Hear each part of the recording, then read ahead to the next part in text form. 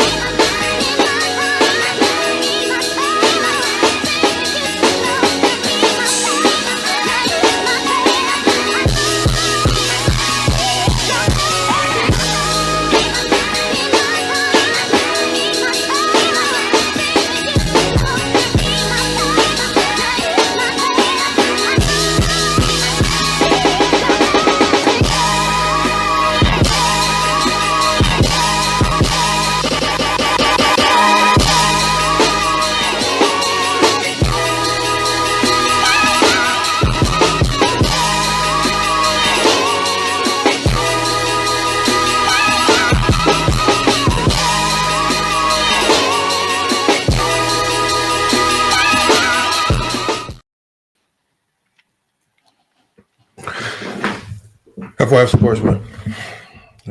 Man, we back. Salute to everybody in here, man. Appreciate y'all pulling up, man.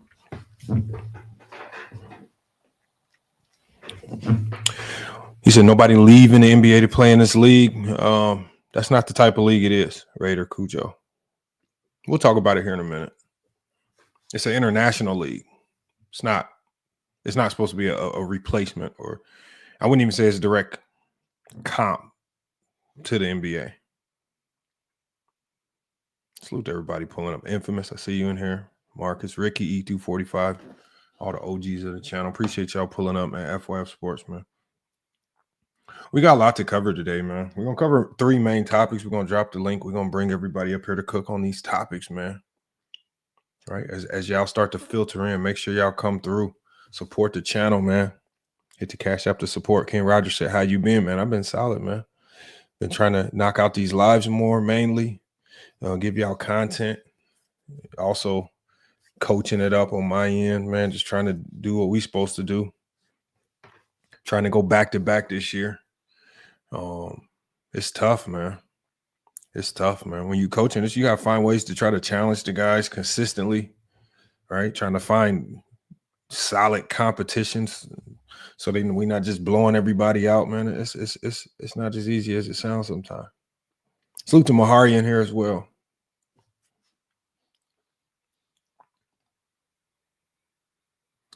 And I see everybody watching over on Twitch as well. Salute to the people that are watching on Twitch.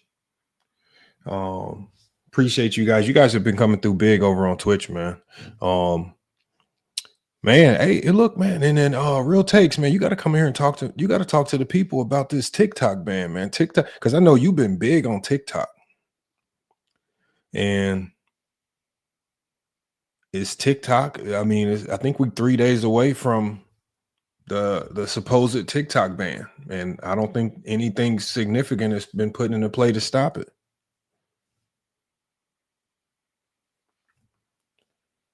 So, man, I want to see how this plays out, because I never, for whatever reason, man, I never really went, put content on TikTok consistently. I never tried to really develop that platform.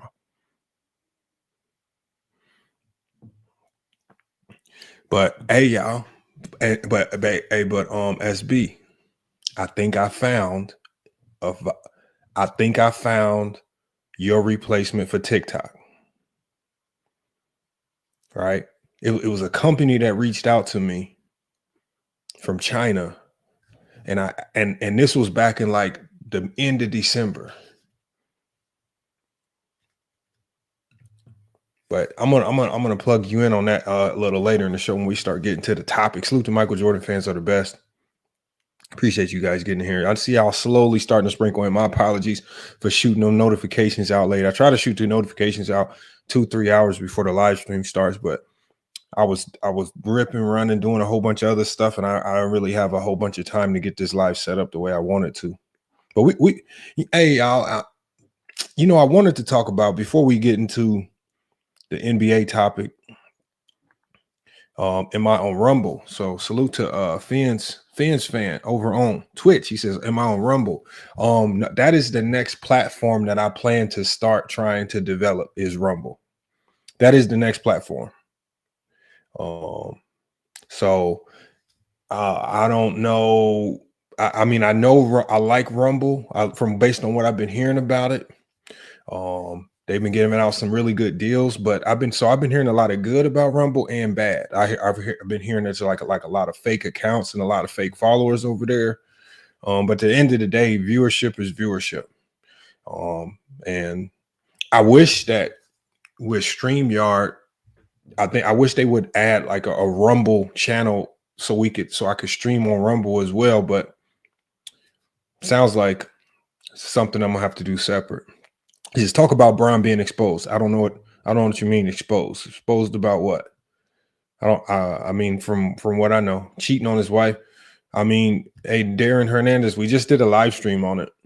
Yes, Jules came out and said it was all fake news. So unfortunately, when the lady comes out and says it's fake news, then there's not much I can rock with. Everything else seems to just be rumor, right? I know DJ Academic said this is what you do. I mean, I don't know. That was I don't think he made any friends saying that, right? It just ultimately made him look like the weirdo, right? Whether it's true or false, I don't believe he has any information to support. And even if it was true, that's not my lane. I don't talk about the drama. I don't talk about the messiness like that. That's all. When D-Wade was going through his off the court stuff, I didn't talk about it, right? When Kevin Durant was going through his off the court stuff, I didn't talk about it, right? Same thing with Lonzo Ball going through messy breakups. I didn't talk about it. It does me no good to talk about gossip. There's plenty of gossip channels that will gossip about that. One of those gossip channels that likes to gossip about stuff is Carcino for Life, which is funny that you brought that up because of the Chad Ochocinco and the Shannon Sharpe thing, where Shannon Sharpe and Chad Ochocinco essentially set up all of these like fake entertainment news content creators by basically putting a narrative out there that Shannon Sharpe has signed Chad Ochocinco's ex to a podcast deal, and he did it all behind Chad Ochocinco's back.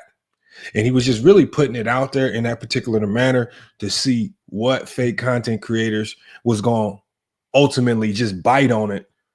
Right now, there's a few of them out there that obviously just reported on it, but people like Carcino, what they do is they like to report on it, but then he likes to try to add little juicy elements because he likes to pretend that he's that guy, that he knows insider stuff that nobody else knows.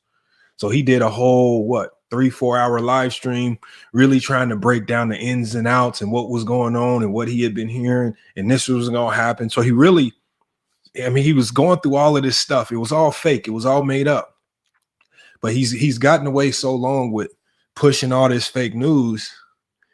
And then 2 days later, Shannon Sharpe, Ochocinco, they're doing that stream on Nightcap. And the next thing you know, Sherelle pops in. Hey, man, y'all need to stop trolling, man. We was all, and it's just like, oh. And then when they exposed what they was trying to do, and he really started to, he essentially did everything but name drop Carcino. That's all he did. He did everything but name drop him, which was funny as hell, man. So, that's why I say y'all got to go with y'all research purposes only. Yeah, Max, Dreamers Pro made it, but see, they so thirsty to push the entertainment side of it. But the one thing I can give props to Dreamers Pro is that Dreamers Pro will just report the news. Obviously, he'll put his thoughts and opinions to it, which everybody will. But it's a difference between, right, just reporting the news and maybe adding your opinion on top of it. But Carcino is the one that pretends as if he has the insider information. I know this. No one else knows this. I've been telling y'all this was happening. Like he tries to push it out there like he's the super insider. And I think that's why when you go to his own, like when you go, like he did a stream to kind of address how he was wrong. But his own channel, I literally went to his original video. It's literally hundreds and hundreds of comments from his own people killing him. Cino, take this video down. Cino, man, take the L, man. Hold this L, man. Quit trying to act like you was just reporting the news. I'm talking about his whole comment section is just killing him. So it is what it is.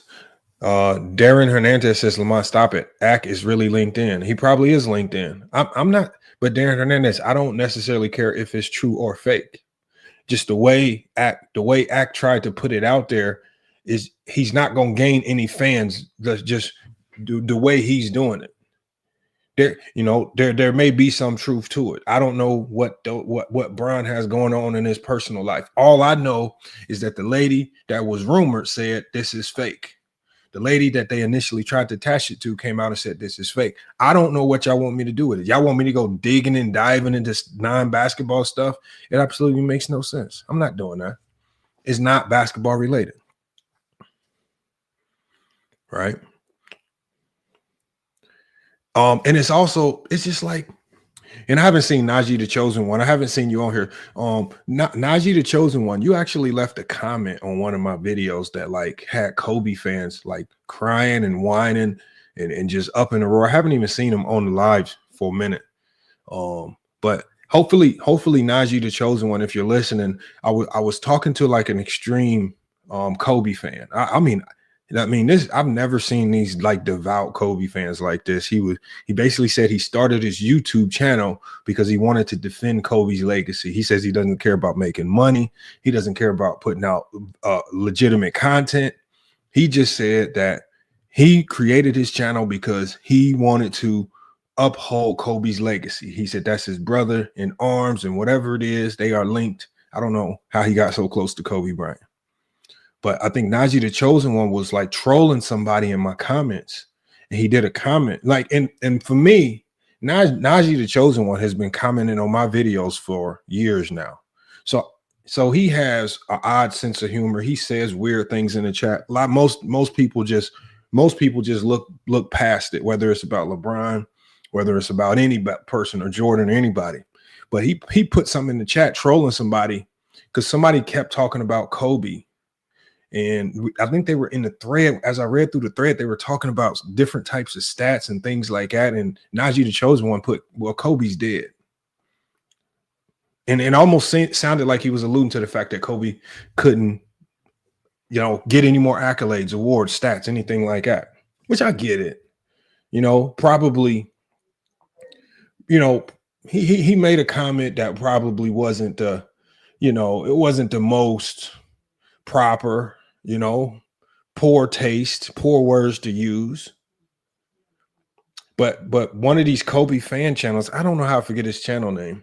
He screenshotted it. I went on his panel. Like I actually was just on Tickets Live. I get off Tickets Live and I'm just scrolling through like videos and I see somebody live. I click on it and before I can even say anything, they talking about me. They was like, yeah, he was just on Ticket Channel saying this about Jokic. And I'm like, okay. So I'm listening. I'm like, man, why are they talking about me? It was just so random how I always am able to pop in the chats when people are talking about me. And it was kind of a petty thing. They were saying I'm hating on Kobe with my last two videos. And I'm like, okay, I get it. Extreme Kobe fans, y'all going to say anything is hate. Anything that you don't agree with, anything that's not 1,000% positive, which stamps Kobe as the GOAT, of course you're going to say is negative, right? You're fanned out. So with Najee the Chosen One, I guess they screenshotted. And the crazy thing about it is on the video that they screenshotted his comment, I think there was like 1,000 comments. So I don't even know how they even found it, but they screenshotted Najee's comments. And when I went up there, they basically said, you allow this on your channel? And I'm like, I didn't even know. They said, well, you liked it. I said, I like all comments. And they said, well, you need to check him the next time he comes. So Najee, the chosen one, whoever you are, you've never been on the panel before. Only time I see you is in the comments, commenting it up. So Najee, the chosen one, I'm giving you a big check mark because they told me the next time I see you, they said I needed to check you. Now, I don't know what that means on the internet, right? When we're on the internet, and I don't know if they wanted me to come up here and be fake internet gangster and say that I'm gonna pull up on you and beat you up. But his specific words was, he said, I need to check Najee, the chosen one. So Najee, the chosen one, you have been checked. Here's your check mark. I'm giving you a check mark for what I don't know what that means. I don't know how to do it. We're online. So Najee, the chosen one, you have been checked. I promised those Kobe fans I would check you, and I'm giving you a big check mark right here. There's your check mark right there, because I don't know any other way to check somebody online. All right, that's the only way I know how to check somebody online.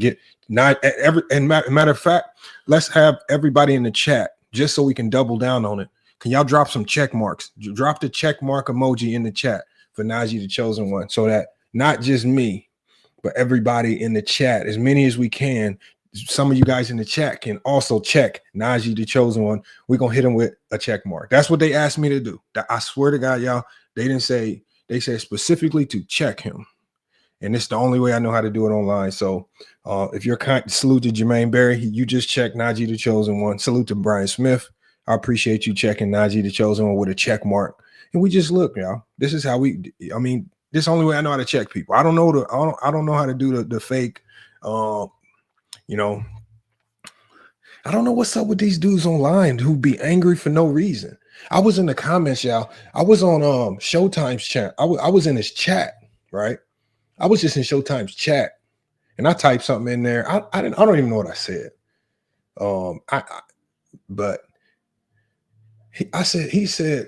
He started going on a tantrum. He was like, yeah, FYF, you said Rudy Gobert was better than Hakeem. And I'm like, when did I say all of this stuff?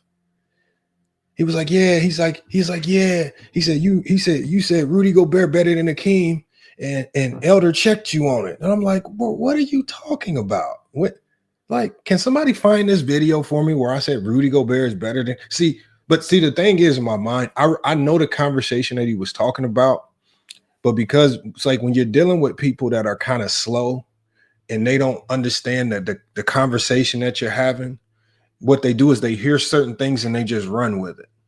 And so they just run with certain stupid narratives, right? Which even in that conversation, I did not say Rudy Gobert was better than Hakeem Olajuwon. But see, what the thing is, but I also asked him, I said, just drop the link. I'll come up there and explain. And he was like, nah, I'm not dropping the link. I gotta cover this Clippers game. It was a sorry Clippers game too. It wasn't even really a good Clippers game. And it's just like, man, what is wrong with these emotional dudes on YouTube? Like, I didn't even think Showtime was that emotional. I even said a joke to him in the chat. I was like, bro, if you think that, you got an attention span of a 4-year-old. This man almost like his blood pressure, his face got red. He was like, bitch, you ain't this. I'm like, man, why are you so mad? I said, I was just joking. I was like, what's wrong with you? And it's just like, I mean, I don't know. See, that's the thing. I'm always willing to go to other people's channels and pull up, right? I always ask people to drop the link if they got an issue. He was scared to drop the link. He was like, nah, I got to cover this Clippers game. I do it after. You really think I'm going to sit here watching your channel, watch you cover one of the most boring teams in NBA history for the next hour and a half just so I can click the link? No, I'm not waiting around because he pulled up some other dude and all they doing is just talking about me. And I'm like, bro, I'm right here in the chat. If you really was this emotional about anything that I say, I'm here in the chat right now. Just give me the link. If you don't like what I say, just kick me out. But see, this is what we dealing with on YouTube. We're dealing with people like Showtime, because Showtime will come on this channel and he'll be the most politest of politest people when he comes into my chat. I go over there, crack one joke, and he really ready to crash out. I was like, bro, I'm just joking. But I mean, this is what we dealing with on YouTube, man. This is what we dealing with, man. We dealing with extremely sensitive fans. And like, you know what? My 2 Kobe videos that I did, I don't expect Kobe fans to agree with the basketball sentiments, but the one thing that you cannot say about those videos is that it's hate. Hate is talking about Kobe's grape case. Hate is talking about Kobe off the court. We don't do that. Hate is pushing narratives about Kobe Bryant that we don't push. Everything that we talked about, especially in those two videos, was revolved around the numbers in Kobe's game, whether to the good or to the bad, whether we agree or disagree. That's what I appreciate about at least the people that clicked the link and pulled up. They tried. There was a few people, like Nahari. I didn't know what the hell he was talking about half the time because a lot of these guys don't understand analytics, but it was a basketball conversation. So these Kobe fans, I just implore y'all to listen a little bit better. And if y'all hear something that you don't understand or agree with, don't go running off to your channels acting as if you really understood, because a lot of y'all don't understand basketball. Right. So the guys that was on the Kobe channel, they don't understand like real basketball talk. So what they do is when they run off and they just talk about what you said, isolated without you there, they just misconstrue everything and they get super hyped up and emotional about it. You said this about Kobe. You said this about Kobe. Oh, you said this about no. Like these guys were so delusional, y'all. Check this out, Herm. I'm gonna drop the link, Herm, because Herm, I think you was there. They were so delusional. When after I did the Kobe video about his defense, he said he thinks Kobe Bryant is a better defender than Scottie Pippen. I don't even think Kobe Bryant would concede to the fact that he was a better defender than Scottie Pippen, especially if you watch Kobe's detailed video on defense, where he really talked about Scottie Pippen's defense. And I said, so I asked him, I said, okay, what makes Scottie Pippen what makes Kobe Bryant a better defender than Scottie Pippen, like on the basketball court? And the only thing they could say was, well, you said it was about accolades. Kobe got more defensive teams. And I'm like, okay, well, what about the basketball court? And it's just like, if you can't talk basketball, if you don't understand the game, if you don't understand what a good defender is, what a bad defender is, it's cool. But don't pretend. See, that's why I be challenging people. And I think that's why a lot of people get mad at me. Like Showtime was on this channel. He said, you think you smart? No, I don't think I'm smart. I just ask you questions where you actually have to think. So like I could ask that question to Showtime. Showtime, what makes any like we can go to Kawhi Leonard. What makes Kawhi Leonard an elite defender in his prime? Oh, talk basketball. He would struggle. The Kobe fans struggled. So y'all just gotta level up the way y'all talk about basketball. Don't run off crying because you feel some type of way about the conclusions. Man, really just level up and start really talking basketball. Go study the game. But to me, it just starts sounding ultra feminine when y'all just get to huddling up on podcasts that, with 7 people watching the live and y'all talking about FYF when I'm one of the most welcoming people. I'm one of the most open. It's easy to talk to me. I'm going to drop the link. I'm going to always come to your channel. We can talk basketball there. You can always come in my comments. We can chop it up there. But if you're running around screenshotting stuff, if you're running around talking, you making videos about me, but you won't even tag me in the title or the description so I know it's made, you're just running around hiding. Because I think a lot of people know what time it is. Speak on Kyrie Ice Cube situation. I don't know about the Kyrie Ice Cube situation. Herm, you can enlighten us on it. I had 3 topics in mind today that I want to talk about. I also want to talk about the Adam Silver stuff in the threes because I was talking to Colin. I wasn't not talking, but I was listening to that Colin Cowherd interview with Adam Silver, and Colin Cowherd is the first person that I've heard, especially when I say first person, the first person that's like from the community before millennials, for example, right? Older, from the 80s and 90s time frame, where when I heard what he said to Adam Silver, I said, okay, he gets it. He gets it. Hey, can y'all put Mr. Kyle on And Herm, I'm gonna make you a mod as well too. Oh no, you already mod. Somebody please put Mr. Kyle on timeout. You don't have to block him. Put him, if he's gonna spam, just put him on timeout. And if he does it again, we'll just block him. That's the main thing. We're trying not to block too many people.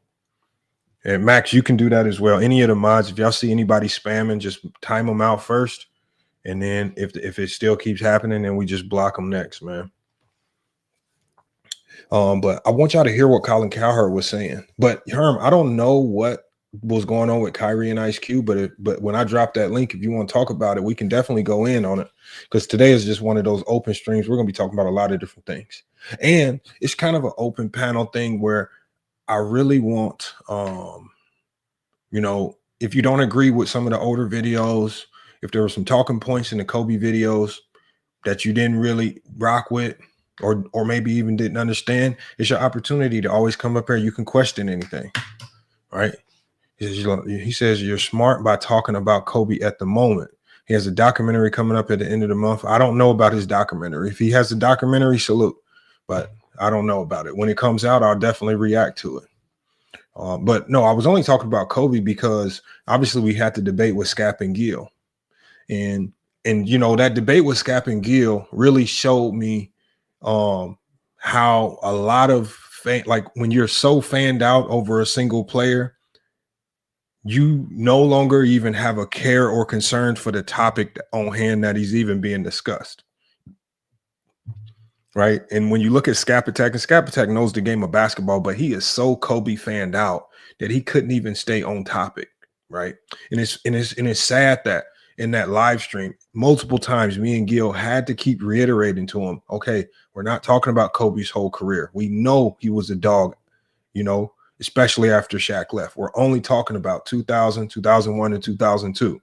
And when you can't talk about, when you're so fanned out and you cannot talk about just a 3-year segment and you're trying to use all of these other pieces, it's just like, and then even the fans in the chat commenting, I was like, there's so many people out there who don't like Gil. They just want to say Gil got cooked. That's it. But they so fanned out that, like, if I would have done that debate, my traditional debate style, where we go round by round and then people actually come up and vote and we have the topic on the screen, I don't know. It's like, I don't know how many people actually say Scap won the debate because he just never talked about the actual topic. That's the problem. Like, I just wanted to hear him talk about, I mean, I actually asked him on that stream. I said, Scap, 2000, 2001, 2002, who was the best player on the league and on the Lakers? I mean, you spent the whole live 4 hours yapping about Kobe. When I asked you that single question, you can't answer it. I mean, it tells me you kind of answered it in and of itself right there. I think he knows the answer, but I just think he did a lot of deflecting and, you know, filibustering to get around it. LS said Gil got cooked. I mean, LS, if you feel like Gil got cooked, when I drop the link, hit the link, come up here and tell us why Gil got cooked. I'm just telling you why I don't think he got cooked. I mean, don't matter. I mean, just because you feel that way. I mean, kudos. I mean, like I say, I mean, there are times there have been people like Herm who have won debates, and when I've been completely opposed to his talking point, but because Herm does a good job of sticking to the confines of debate topics, he's like, I think it was a time when Herm debated GOAT James Kingdom, and I think I voted for Herm primarily because I felt like, I think at the time GOAT James Kingdom had got outside of the topic at hand, and Herm did a better job of staying locked in on the topic. And Herm knows this.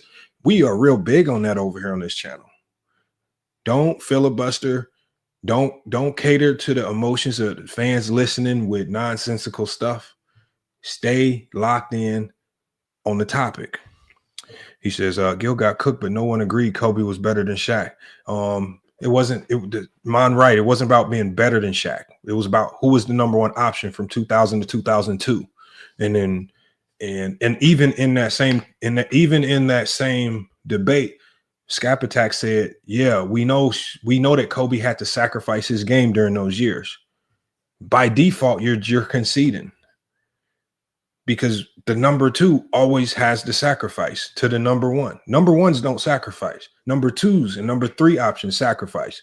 When LeBron James went to the Miami Heat, who sacrificed? D Wade and Chris Bosh. When LeBron James played with Kyrie Irving and Kevin Love, who sacrificed? Kyrie Irving and Kevin Love, the number 2 and number 3 options. That's what happens when you are not the number 1 option.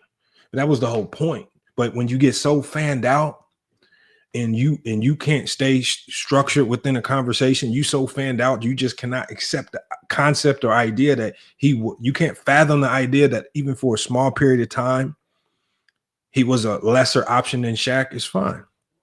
You just fanned out. That's the only way basketball works. Basketball only works with roles. Because y'all all watched when Kobe stopped playing into the role of being a number 2, they lost. They could not beat the Pistons. When Kobe was trying to be a number 1, and he was out there running around taking more shots than Shaquille O'Neal, they lost. Because now we have a power struggle. Now that power struggle is messing up the dynamics of this team internally and on the basketball court. And then you end up losing to a team that you are far superior to. Not only doing that, not only losing, but now the team is broken up. So everything falling apart. Phil Jackson got to go. Shaq got to go. I mean, all types of stuff fell apart. Mr. Winter says, Scap won, get over it. If you feel like you won, salute. You can come up here and explain why he won. But see, that's the thing, Mr. Winter. See, why do y'all get mad when we have conversations? Like, y'all get so mad because we have conversations. That's what these channels are for. These channels are for us to talk about these things. These debates aren't finite, where once the debate is over, there's no more talking about it. Like Mr. Winters, because where we can make it finite, Mr. Winters, is if you actually got into one of these debates. How would you fare in a debate, right? I applaud to people to actually hit the link and consistently pull up here and put their takes on the line for critique and criticism. But don't be one of those people that's just always in the chat. You have something always to say about anybody else, but you never want to come up and jump in a head-to-head debate with anybody else that's calling you out. Because Mr. Winters, you've been called out a multitude of times, and you've backed down from a multitude of challenges. You didn't want the LVZ debate. You backed down out of that, right? Mahari Nations called you out for a debate. You didn't want the smoke there. So the thing is, don't come up in here fanboying for Scap Attack if you ain't willing to stand on your own 2 feet and debate on your own. It's FYF Sports Debates. That's all you got to do. But don't be so you that's just you trying to be fanned out. We talk basketball. And it's okay if you felt like Scap won the debate.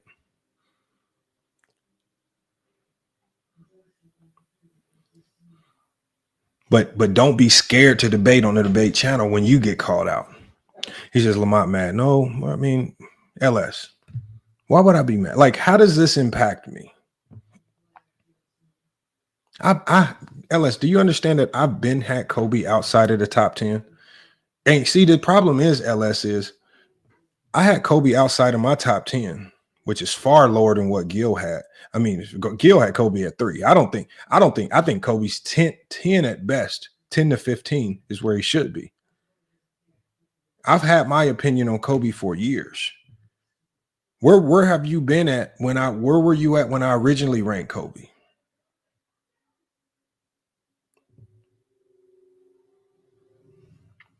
LS says, why you mad? Now everybody mad. Okay, LS. Here, let me drop the link for LS. We gotta hear why what is wrong with y'all thinking somebody mad?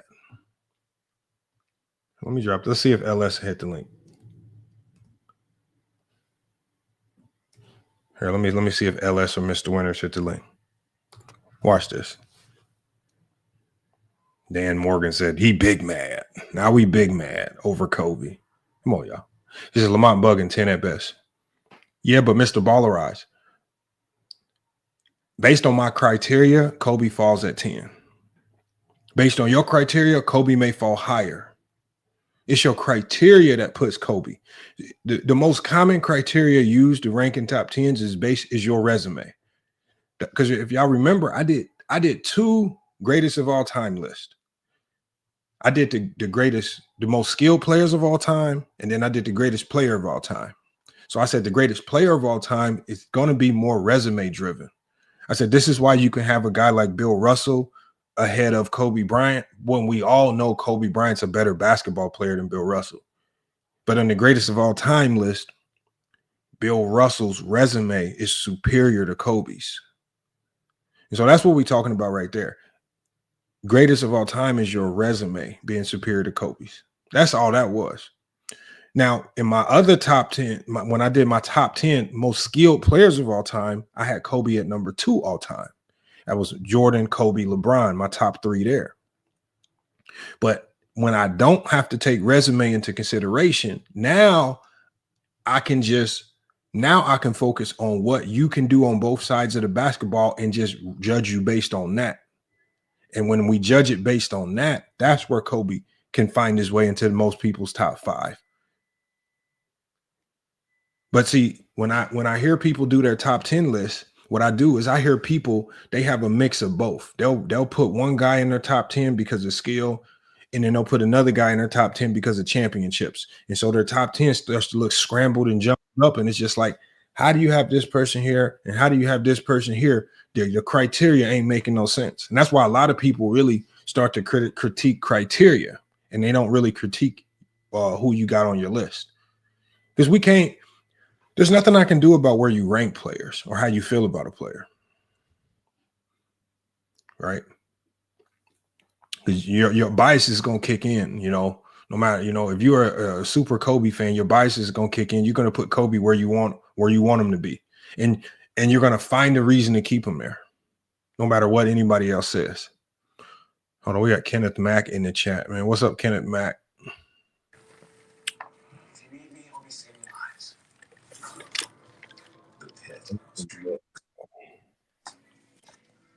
You there, Kenneth?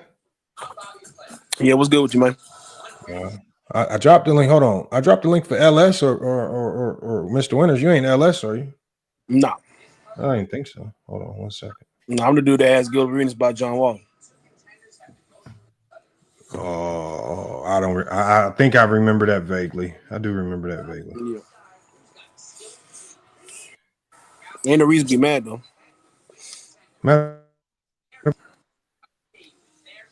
So what? Hold on, what'd you say? You hear me? No, I said, what'd you say? You said something about no reason to get mad. I said, no reason for nobody to get mad about anything. Oh, okay. Yeah, no, ain't nobody mad about nothing. No, I'm talking about what LS was saying. Oh, I mean, he big mad and shit. Like, ain't no reason for nobody to be mad, man. No, I mean, people just gonna say stuff. Look at Najee the Chosen One. Najee the Chosen One, in the chat, an extreme Kobe fan said that I needed to check you. Can everybody in the chat put some check marks in the chat to check Najee the Chosen One now that he's here in the chat? Because they didn't like his comment. Poor taste is definitely poor taste, Najee the Chosen One. But you are definitely pissing off extreme Kobe fans. You are doing that. We got Herm here. Y'all, I didn't even get to the root of the topic, man. We got y'all on the backstage, man. I tried to drop the link it's why I dropped the link, and the 2 people that I want to pull up never pull up. All right, we got Eminem at ATL. He just checked Najee the Chosen One with a check mark. You have been checked. We got Brian Smith. He hit Najee the Chosen One with a check mark. You have been checked again.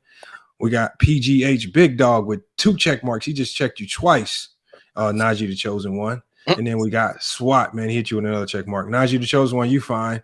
I'm just really trolling the people that were crying about your comments. And my biggest thing is I'm real big on don't complain to me about what somebody else says. There ain't nothing I can do about anything that Najee the Chosen One says. And I'm not about to do your bidding. But what do I look like going to say something to Najee for somebody else I don't even know? We're talking about 2 extreme Kobe fans that don't even turn their cameras on.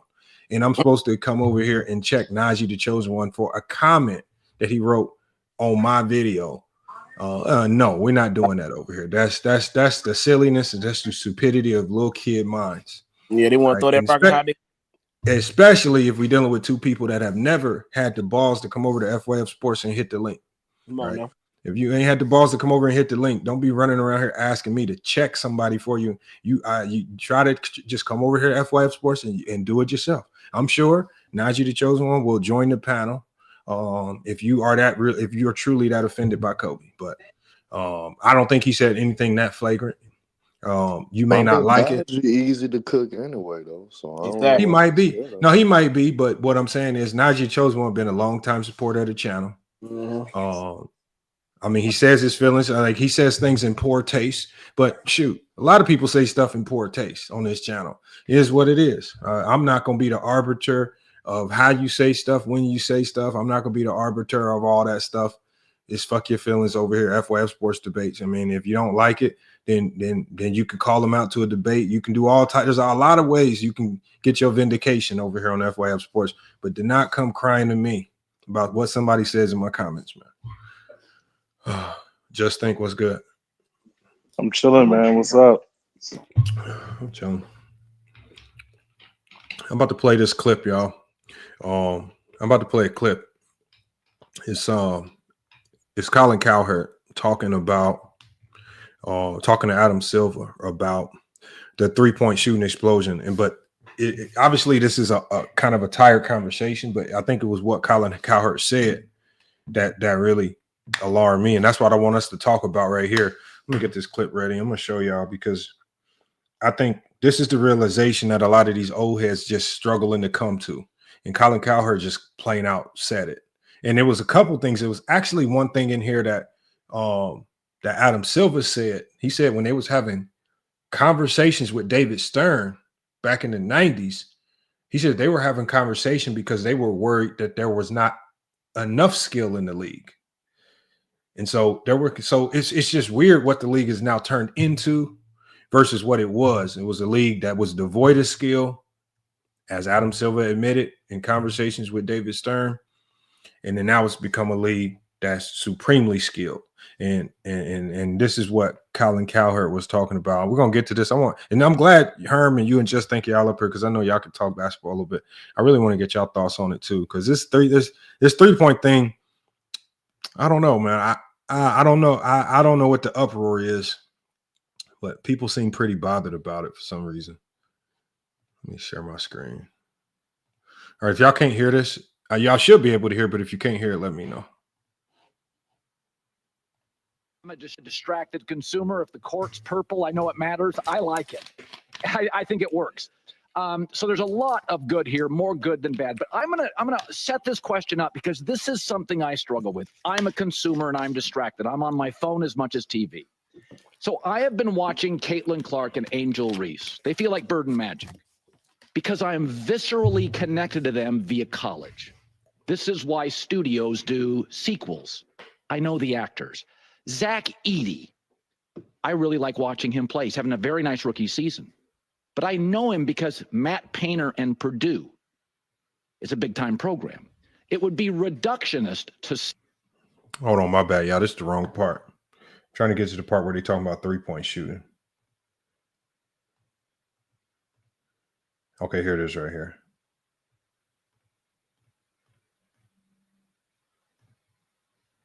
No layering, no drag routes, no tight end screen. It was just run it or bombs. System for a 30-team league. I'm going to throw this at you. I said this the other day about the aesthetic of the NBA. It's a bit homogenous, a little cookie cutter. And I said, listen, I don't mind 3-pointers, but if the NFL was just you could run the ball and throw bombs, no layering, no drag routes, no tight end screen. It was just run it or bombs. Optically, it's not as fascinating. And I love the 3-pointer. But like, and you know this, you're a pretty progressive thinker, I think. Athletes are better. Wemby can pull up and cross you over on a dribble and shoot. They couldn't do that 10 years ago. And the truth is, because your players are so gifted and it's such a global pool, the 3-pointer is too easy. And I have simply said, I would put the three-pointer, I would have it go into the bench about 6 feet up, eliminate the corner. I'd bring back the hand check. I do like physicality. Your athletes are so great, it's become too easy to hit it. And the optics on it are repetitive. I think there's ratings that prove people they like layers and power forwards and physicality and not just dunks and threes. What do you do to solve that? Because I think you've engaged with people and acknowledged it can be a bit repetitive. It is a bit of an issue. What do we do to change it? The hardest question is the last one you asked. What do we do to change it? I agree to the extent that you start to see very similar offenses around the league. You know, teams have brands, teams have identity.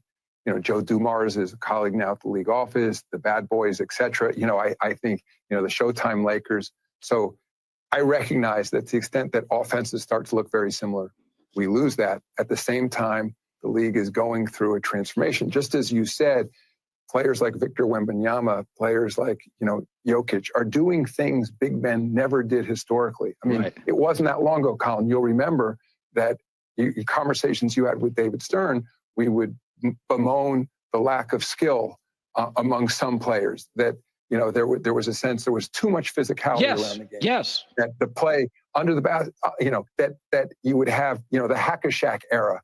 You know, there were big men that just couldn't shoot free throws. There are no big men anymore who can't shoot. Free throws, just as one comparable from generation to generation, have never been higher.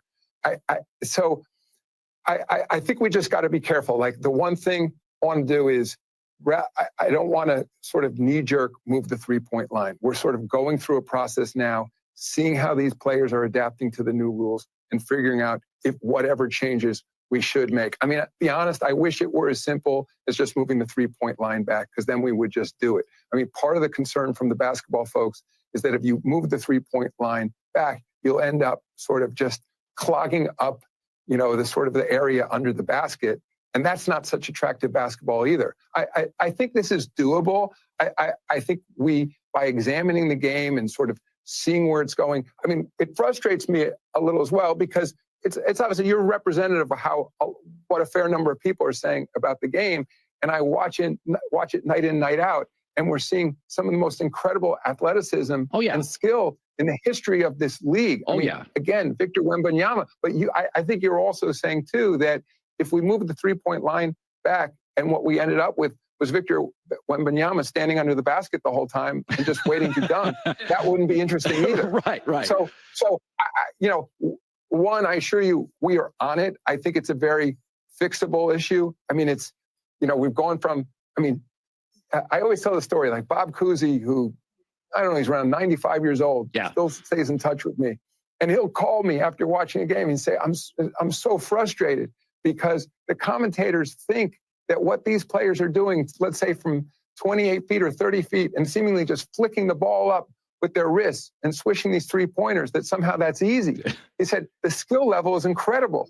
But he'll also say, you know, I think we all want to see diversity in the offenses. But by the way, one other thing I'll just throw in, I don't think the players are getting enough credit for playing the style of defense they're playing now as well. So it's an incredible game. I know you love the game. It's, you know, the #1 participation sport in the United States. You mentioned Caitlin Clark. It's incredible to see what the women are now doing on the floor and the amount of young girls who are playing this game. So as stewards of the game, you know, Joe Dumars leads our competition committee here. You know, we will tweak it. We will correct those issues. So there it is right there. Yeah, man. Y'all heard what Adam Silver said, man. I thought they both dropped some gems. Colin Cowherd basically says, these guys are so good, they made the three-pointer too easy. What are y'all thoughts on that? Because we've been hearing people cry about the three. We saw in the 90s, they had to push the three-point line in just to get people to start being able to make threes. Now they're talking about these guys are getting so good, they have to make the consideration of pushing the three-point line even farther out than what it actually is now, because these guys are getting so good that it's an easy shot to them now. Right. Yeah, people truly don't know what they want. It's going to be complaints in every era. So I think the game's just fine. Get down and lay down. It's just fine. We're gonna keep on tweaking what I don't know. I think I don't mind the threes. I think I don't mind it, man. I don't know why we keep on tweaking it. I think the viewership is down because there's just other stuff to watch, If they stop shooting threes at the rate, they're gonna find something else to complain about. They're gonna want the point guards to bring the ball up the court behind the back like they used to back in the day. They're gonna find something to complain about. So, do we really want to see some super slow down game where they score 80 points a game? Come on. Grind Grizzlies was a specific era because that shit was that was only them doing that. The Grit and Grind Grizzlies, like it's still elements of the past game in today's game.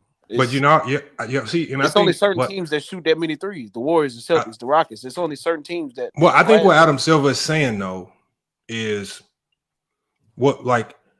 he said he doesn't want to have a knee-jerk reaction, and I like that he said that because whenever you change anything in the game of basketball, okay, yeah, you might be trying to solve a problem for one issue, but every time something is tweaked, you create a whole new issue somewhere else that you probably didn't expect. So, for example, when they said, let's just tweak the defense. We need to get rid of illegal defense. We need to bring the zones back because we got to nullify guys like Shaquille O'Neal.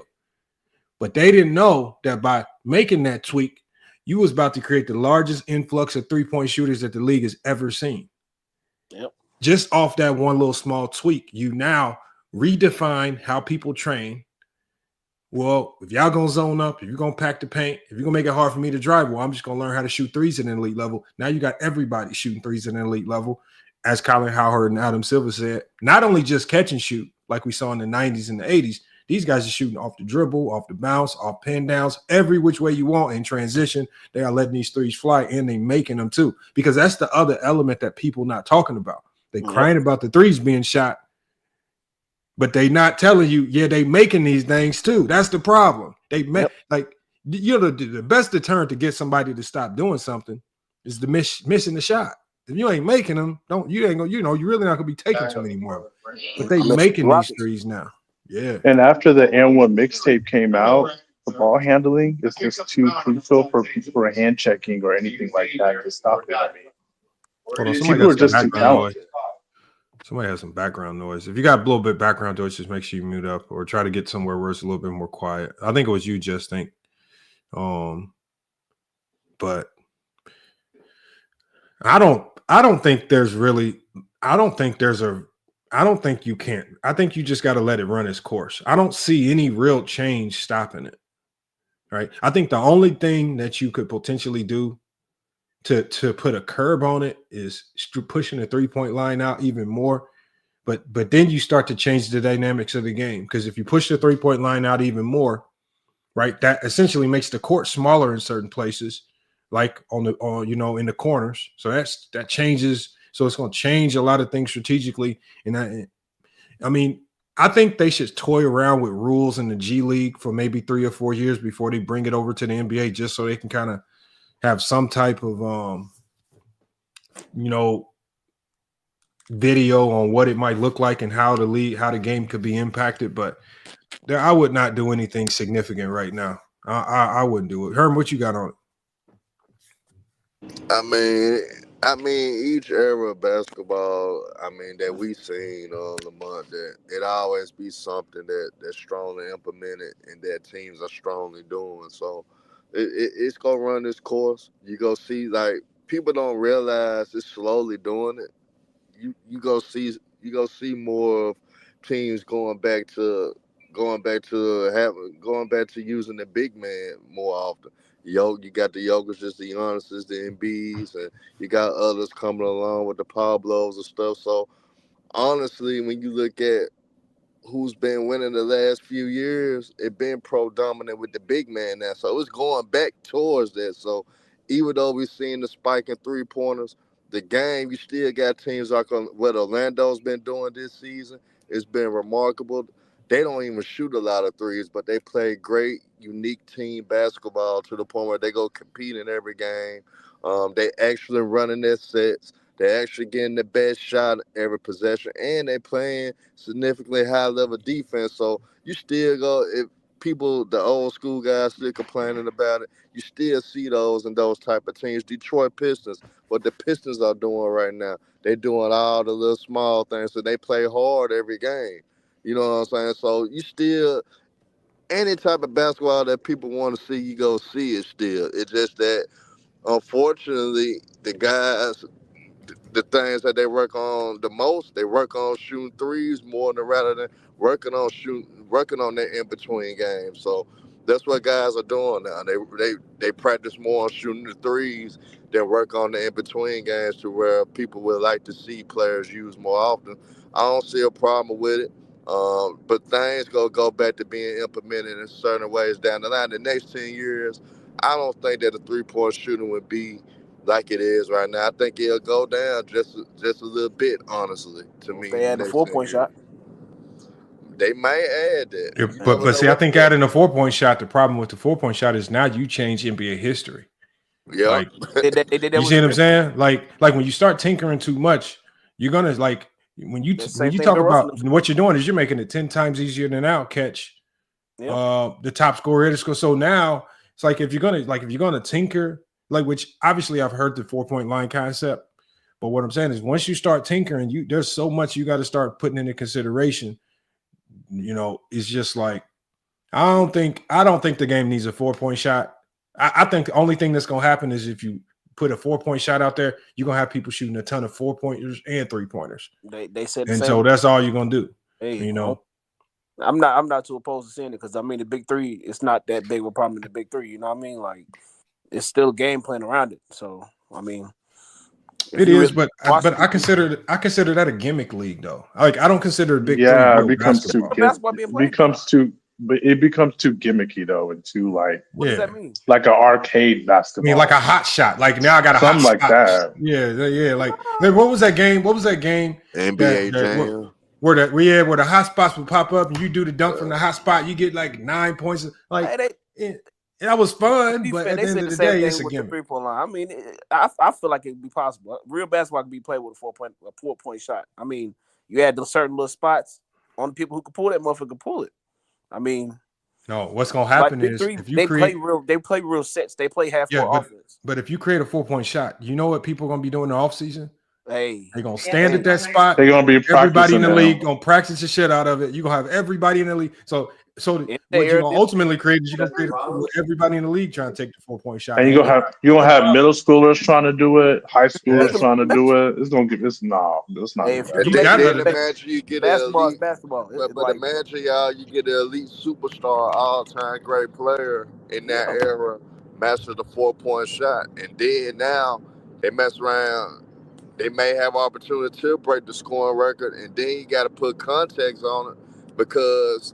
So we put context on Bryant breaking the scoring record because he played with a 3-point shot versus Bill Russell or Kareem, and then but the 3-point shot was put in so long ago enough to where it has it obviously impacted NBA history. But by the time they added it, I think when they added it in the 70s, the NBA had it in the 60s. Like, the NBA's had it for years. Will Chamberlain played with all 3-pointers. Who knows if he could have developed the shot? He was hook shots. But the best thing about that is most people don't consider that the modern era anyway. They say that's not the modern era of basketball. So, I mean, it's fine. And I'm glad that people actually still give Wilt and Bill that at least some people give them their flowers, even though they did a lot without the 3-point line. But yeah, 4-point shot will make this way worse. I don't see that 4-point shot will not help at all. Only thing I see is maybe helping out the defense a little bit more. We would see bad basketball for sure if they have a 4-point shot. Y'all talk about bad basketball. Yeah, it'd be horrible. You would most definitely see that shit then. That'll be a big old humongous gimmick right there. I think my thing would be to just let this thing run its course, because remember when we had the so-called super team era? And there were a lot of people wondering, okay, what are we going to do to stop these super teams? But what happened? The league balanced itself out. Organizations and teams started to figure out the formula to start taking down these super teams, so much so that now having a super team is a kind of a liability. Like you got 3 players at the top of your roster, you run around looking like the Phoenix Suns, right? You struggling to win games, you're the bottom of the league. So the super team formula has been mitigated very easily. It wasn't injuries and nothing like that. Because I mean, the last one we seen was because of injuries. The last two we seen. No, that's what I'm saying is what we're seeing with these super teams is what they're realizing that we can outpace you with depth, with superior depth, and so you got more liability because you're banking on all three of your players to stay healthy for 82 game season. And then even if they stay healthy for 82 game season, you got to still find a way to outpace all of our depth. And we're the Phoenix Suns, even when healthy, they're not outpacing anybody with that big three. I mean, all of the teams who had big threes. Do you feel the people who had threes in the past should get more credit then? Like the Heat should get more credit, the Warriors. I mean, it's not easy to win a championship as a big three or having an actual super team. So I feel like they should get more credit instead of being I give them the same amount of credit any other team gets when they win a championship. I don't do that thing where I say, oh, this championship here is more valuable than this championship over here. Yeah. Championship's a championship. You win it, however you win it, man. That's the biggest thing right there. Just move on to the next year. Because you know the shittiest part about winning the championship, because when it's over, nobody really care. Yeah, that's a fact. Yeah. Like, we won a championship last year. Fun in the moment, celebrated it. Yeah, nobody cared when the Nuggets won. Yeah, go home, don't nobody care. I mean, I promise you, it's probably like at the NBA level. Yeah, after the parade's over with, you're sitting in the gym. Damn, I got to do this shit all over again. Yep.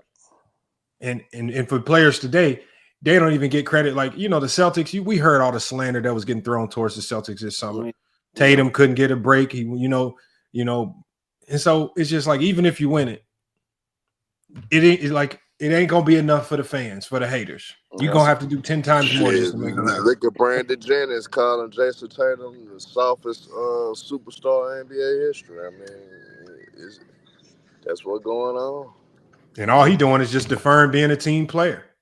He just ain't trying to be the guy go out there, take a million shots and disrupt the team chemistry. He knows they got depth, and so he's just allowing his team to thrive.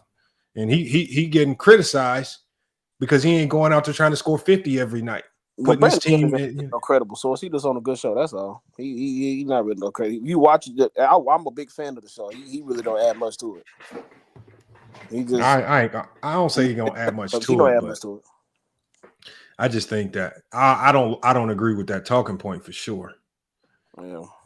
I think Jason Tatum is one of the most valuable players in the NBA. And I don't think he's soft. I think he's very tough. To be an elite player, the training you got to go through, all the work you got to put in. I mean, you have to be a mentally tough person to do that consistently. Yeah, he's just corny. That's doing that. Like when he won the championship, he took everybody else stuff. He just corny. So people start hating on him because he's corny. I think when I hear that type of like vitriol, it's something on the court or behind the scenes that happened that we ain't privy to that kind of motivates that.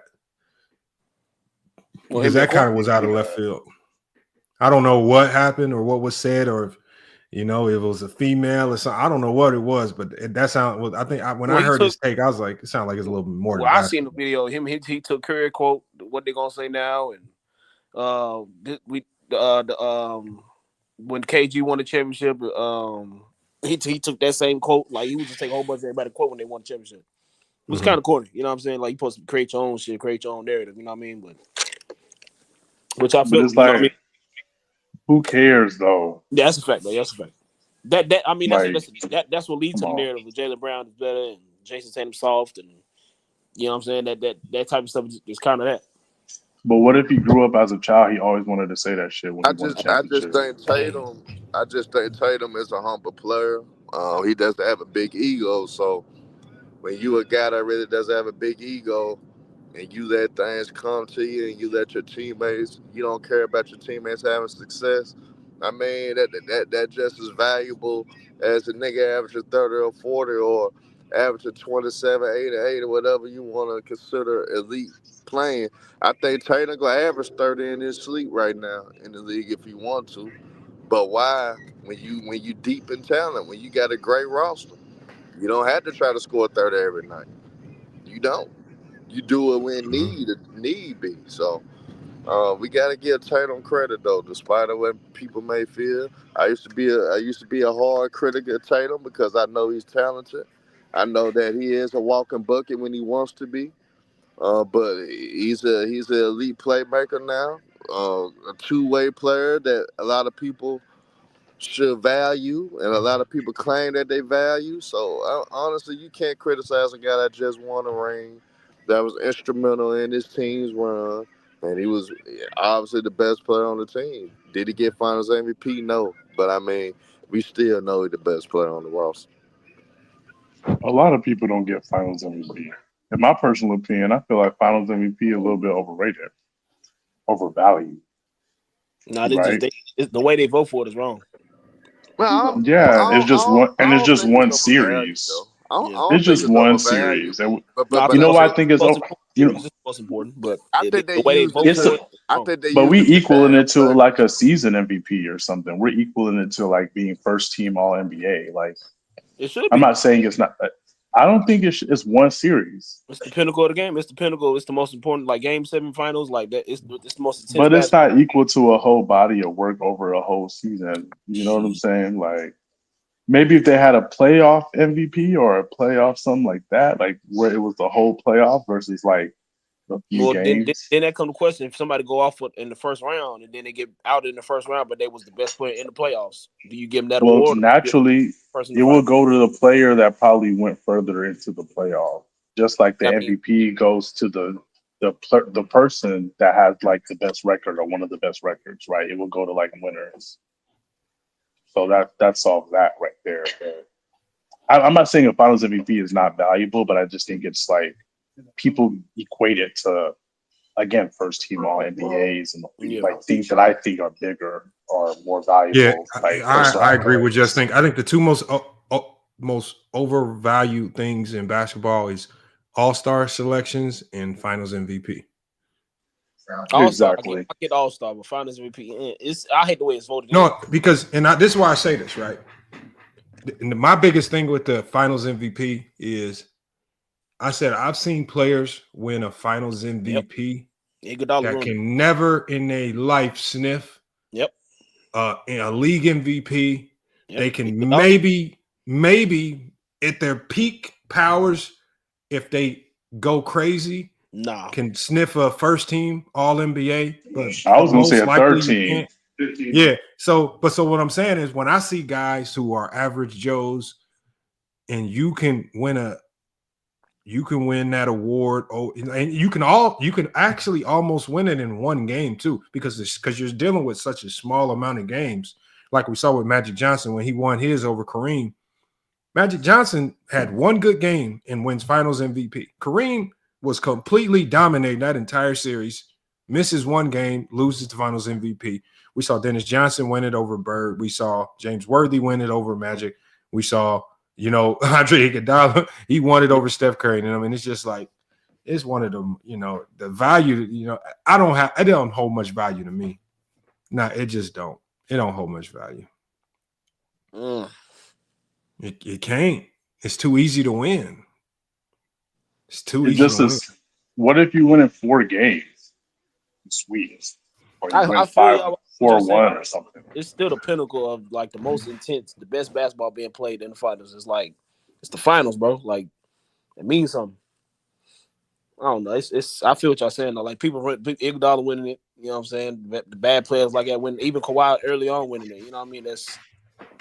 If they really want to change up the NBA, they should eliminate the Eastern and Western Conference and just have the top 16 teams play. You change the history again, right there. You change too much history. Like, I'm cool with that. That's probably the one thing I'm cool with changing. Like you can't change the East-West dynamic. That's the thing. Yeah. It's gonna change it. Should they switch teams up? Like, why the fuck is Memphis in the West in the conference when they're located out east? You know what I'm saying? Like Eastern. You know why I say that? Because it's like if you do that, you would get the best teams in the finals. But you don't want to know it's gonna be Western Conference dominated though. It's gonna be Western Conference versus Western Conference. Not every year. Not every year. You don't know that. You don't know all that. the time. It won't be dominated by one conference all the time. I wouldn't change that either.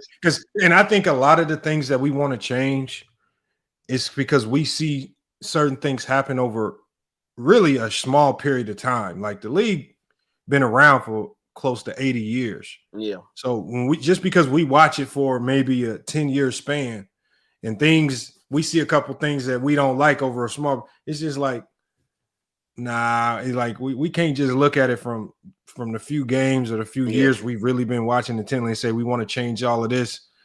But I mean, it's the way it is. I don't think it's really a perfect way to fix the league. Yeah.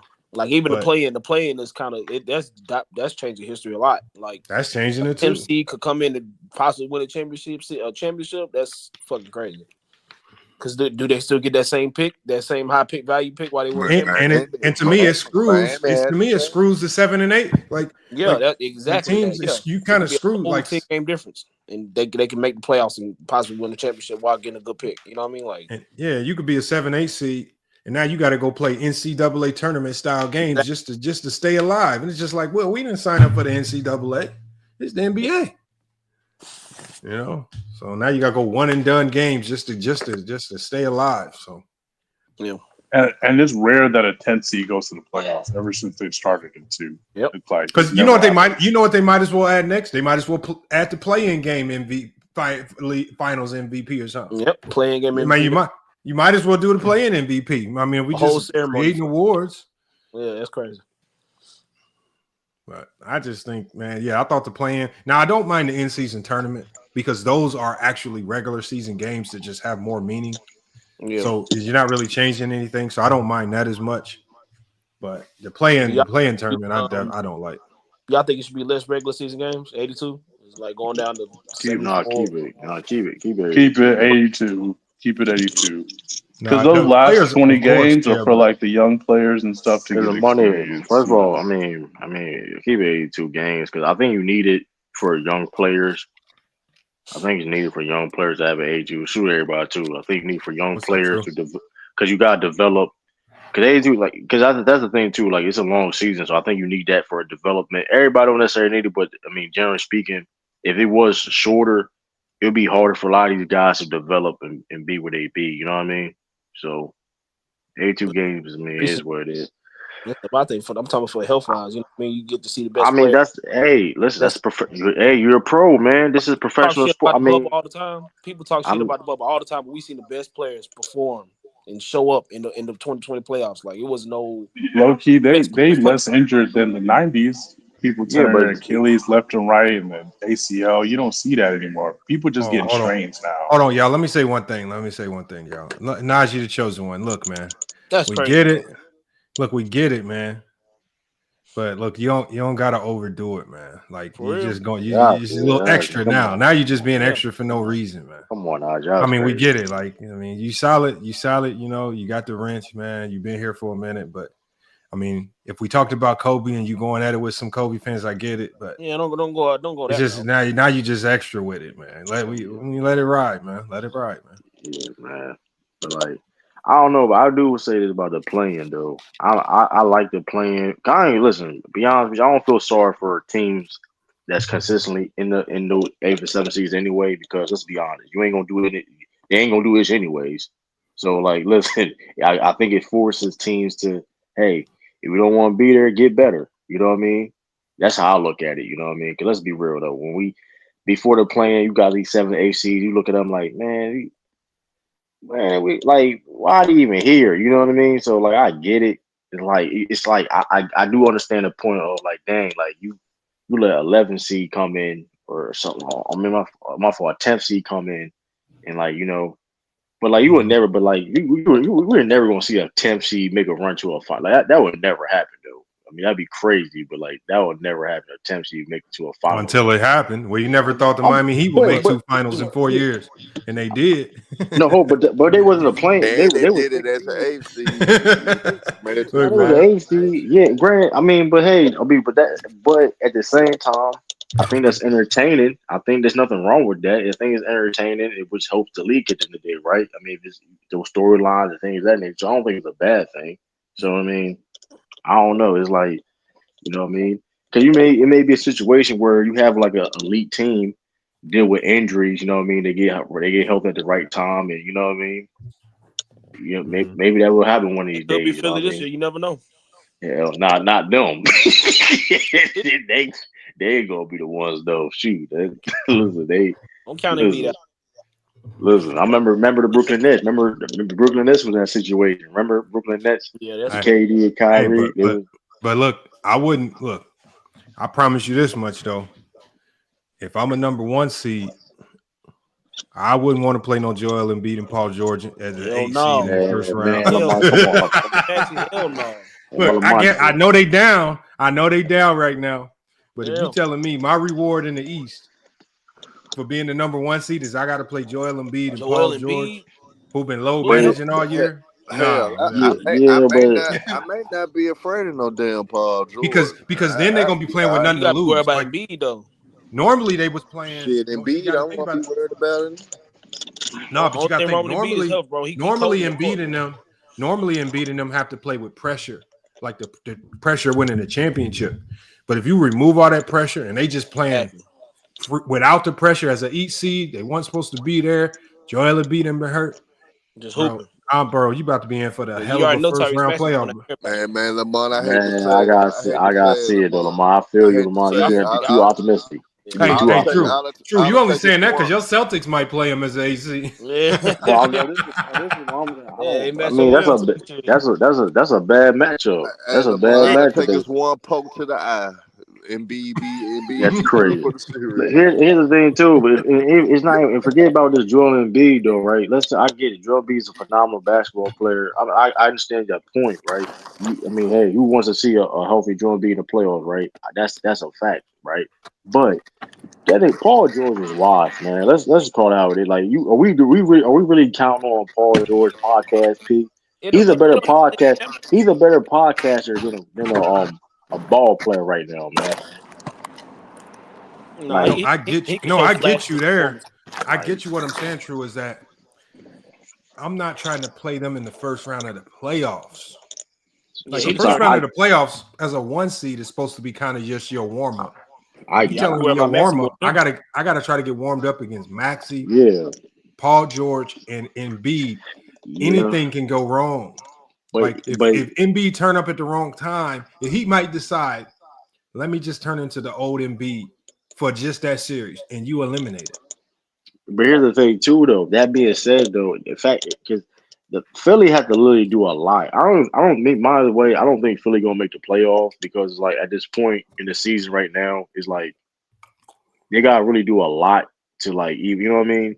They gotta really play championship level. You know, they really gotta go. Like no, they don't. They like 12 seed right now. All they got to do is be a top 10 seed, get in the play in and win. I mean, Paul George, we were just talking about it. Got hit his open. He a third option, but all you got to do is hit his open shots. That's it. Like, man, I'm more worried about Maxey. You'd be surprised though. You'd be surprised. Just making the playoffs now, man. Yeah, Sixers 11th seed right now. But that being said, they're 2 games. Yeah, they 2 games behind the Bulls. I mean, that being said, about the Cade Cunningham, man. In that situation, when you in that situation, right? It's not about them trying to get in a play-in per se, because you got other teams. You got to worry about teams losing too. Because even if you winning and things of that nature, you have to depend on other teams losing, and you don't want to. That's always a tricky spot. You know what I mean? When you trying to win and you got to count other teams to lose. So they better hope one of them teams tank, whatever. Which I don't. I mean, I'm letting you know now, True. If the Celtics and Sixers match up in the first round, I'm gonna take that bet. I'm taking that bet. Hey man, hey, cocaine hell of a drug, man. It ain't that crazy. True. I mean, that's crazy. I would not want to play the Sixers in the first round, bro. So, but here's the thing, bro. Saudi don't care who they play in the first round, bro. What are we talking about? Yeah. It's the reason they got a lucky slate last year. Shit.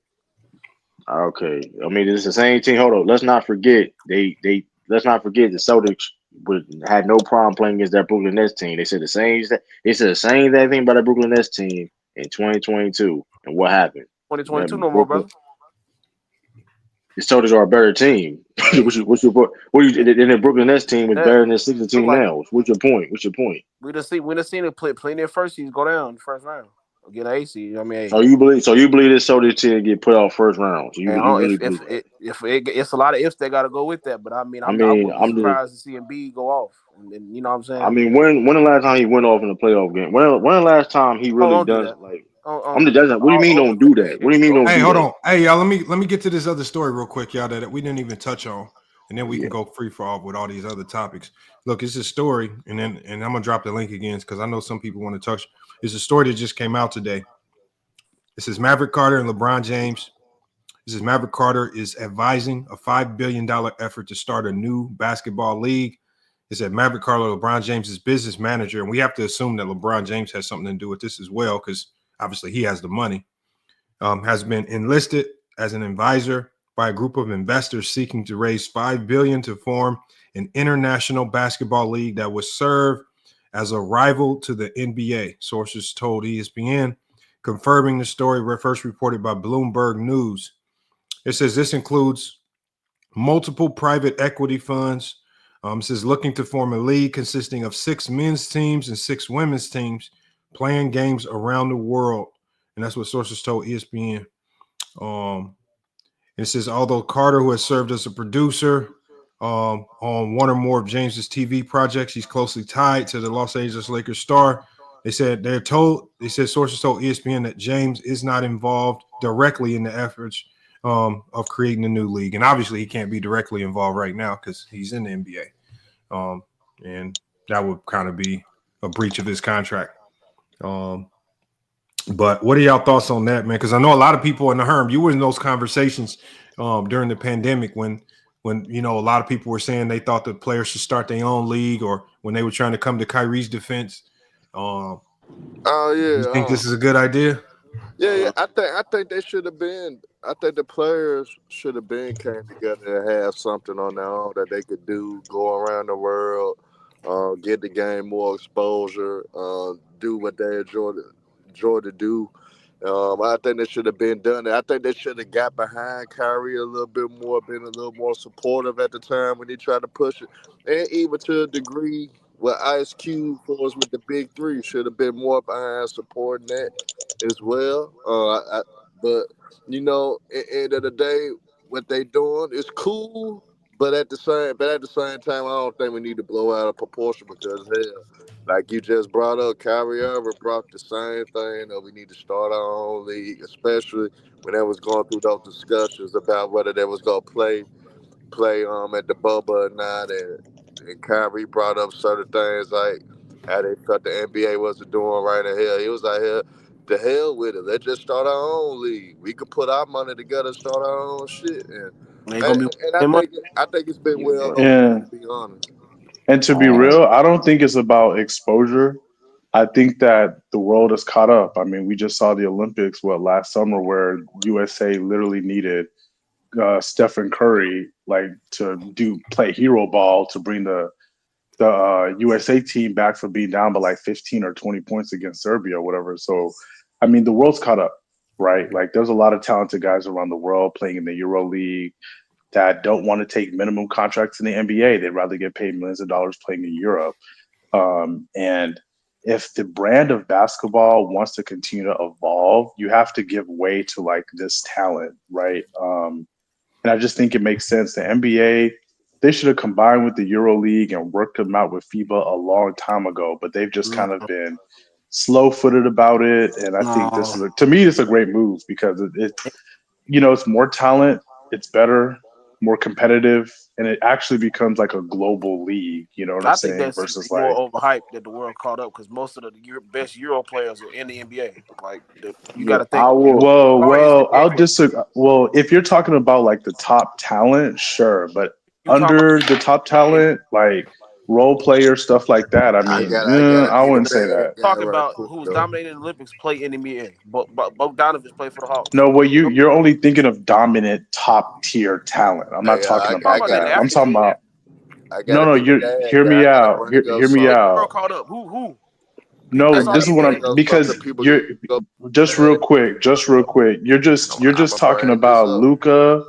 You're just talking about Jokic. I'm not talking about the very best. If you're talking outside of the top 1% of talent, anybody under that they're equal to the Euro League. Ooh. Like Yabusele literally just started yesterday. That's not necessarily true. That's not necessarily true. Yabusele? I mean, it is true that they don't want to take minimum contracts and get paid 100,000 versus get paid $1 million. But hold up, they've caught up. Hold up, let's do the math. They've caught up. Hold up, time out. Let's do the math. With that logic, first of all, let's that logic, right? Okay, they don't want to take the minimum contract, but if they are that good, you say they are.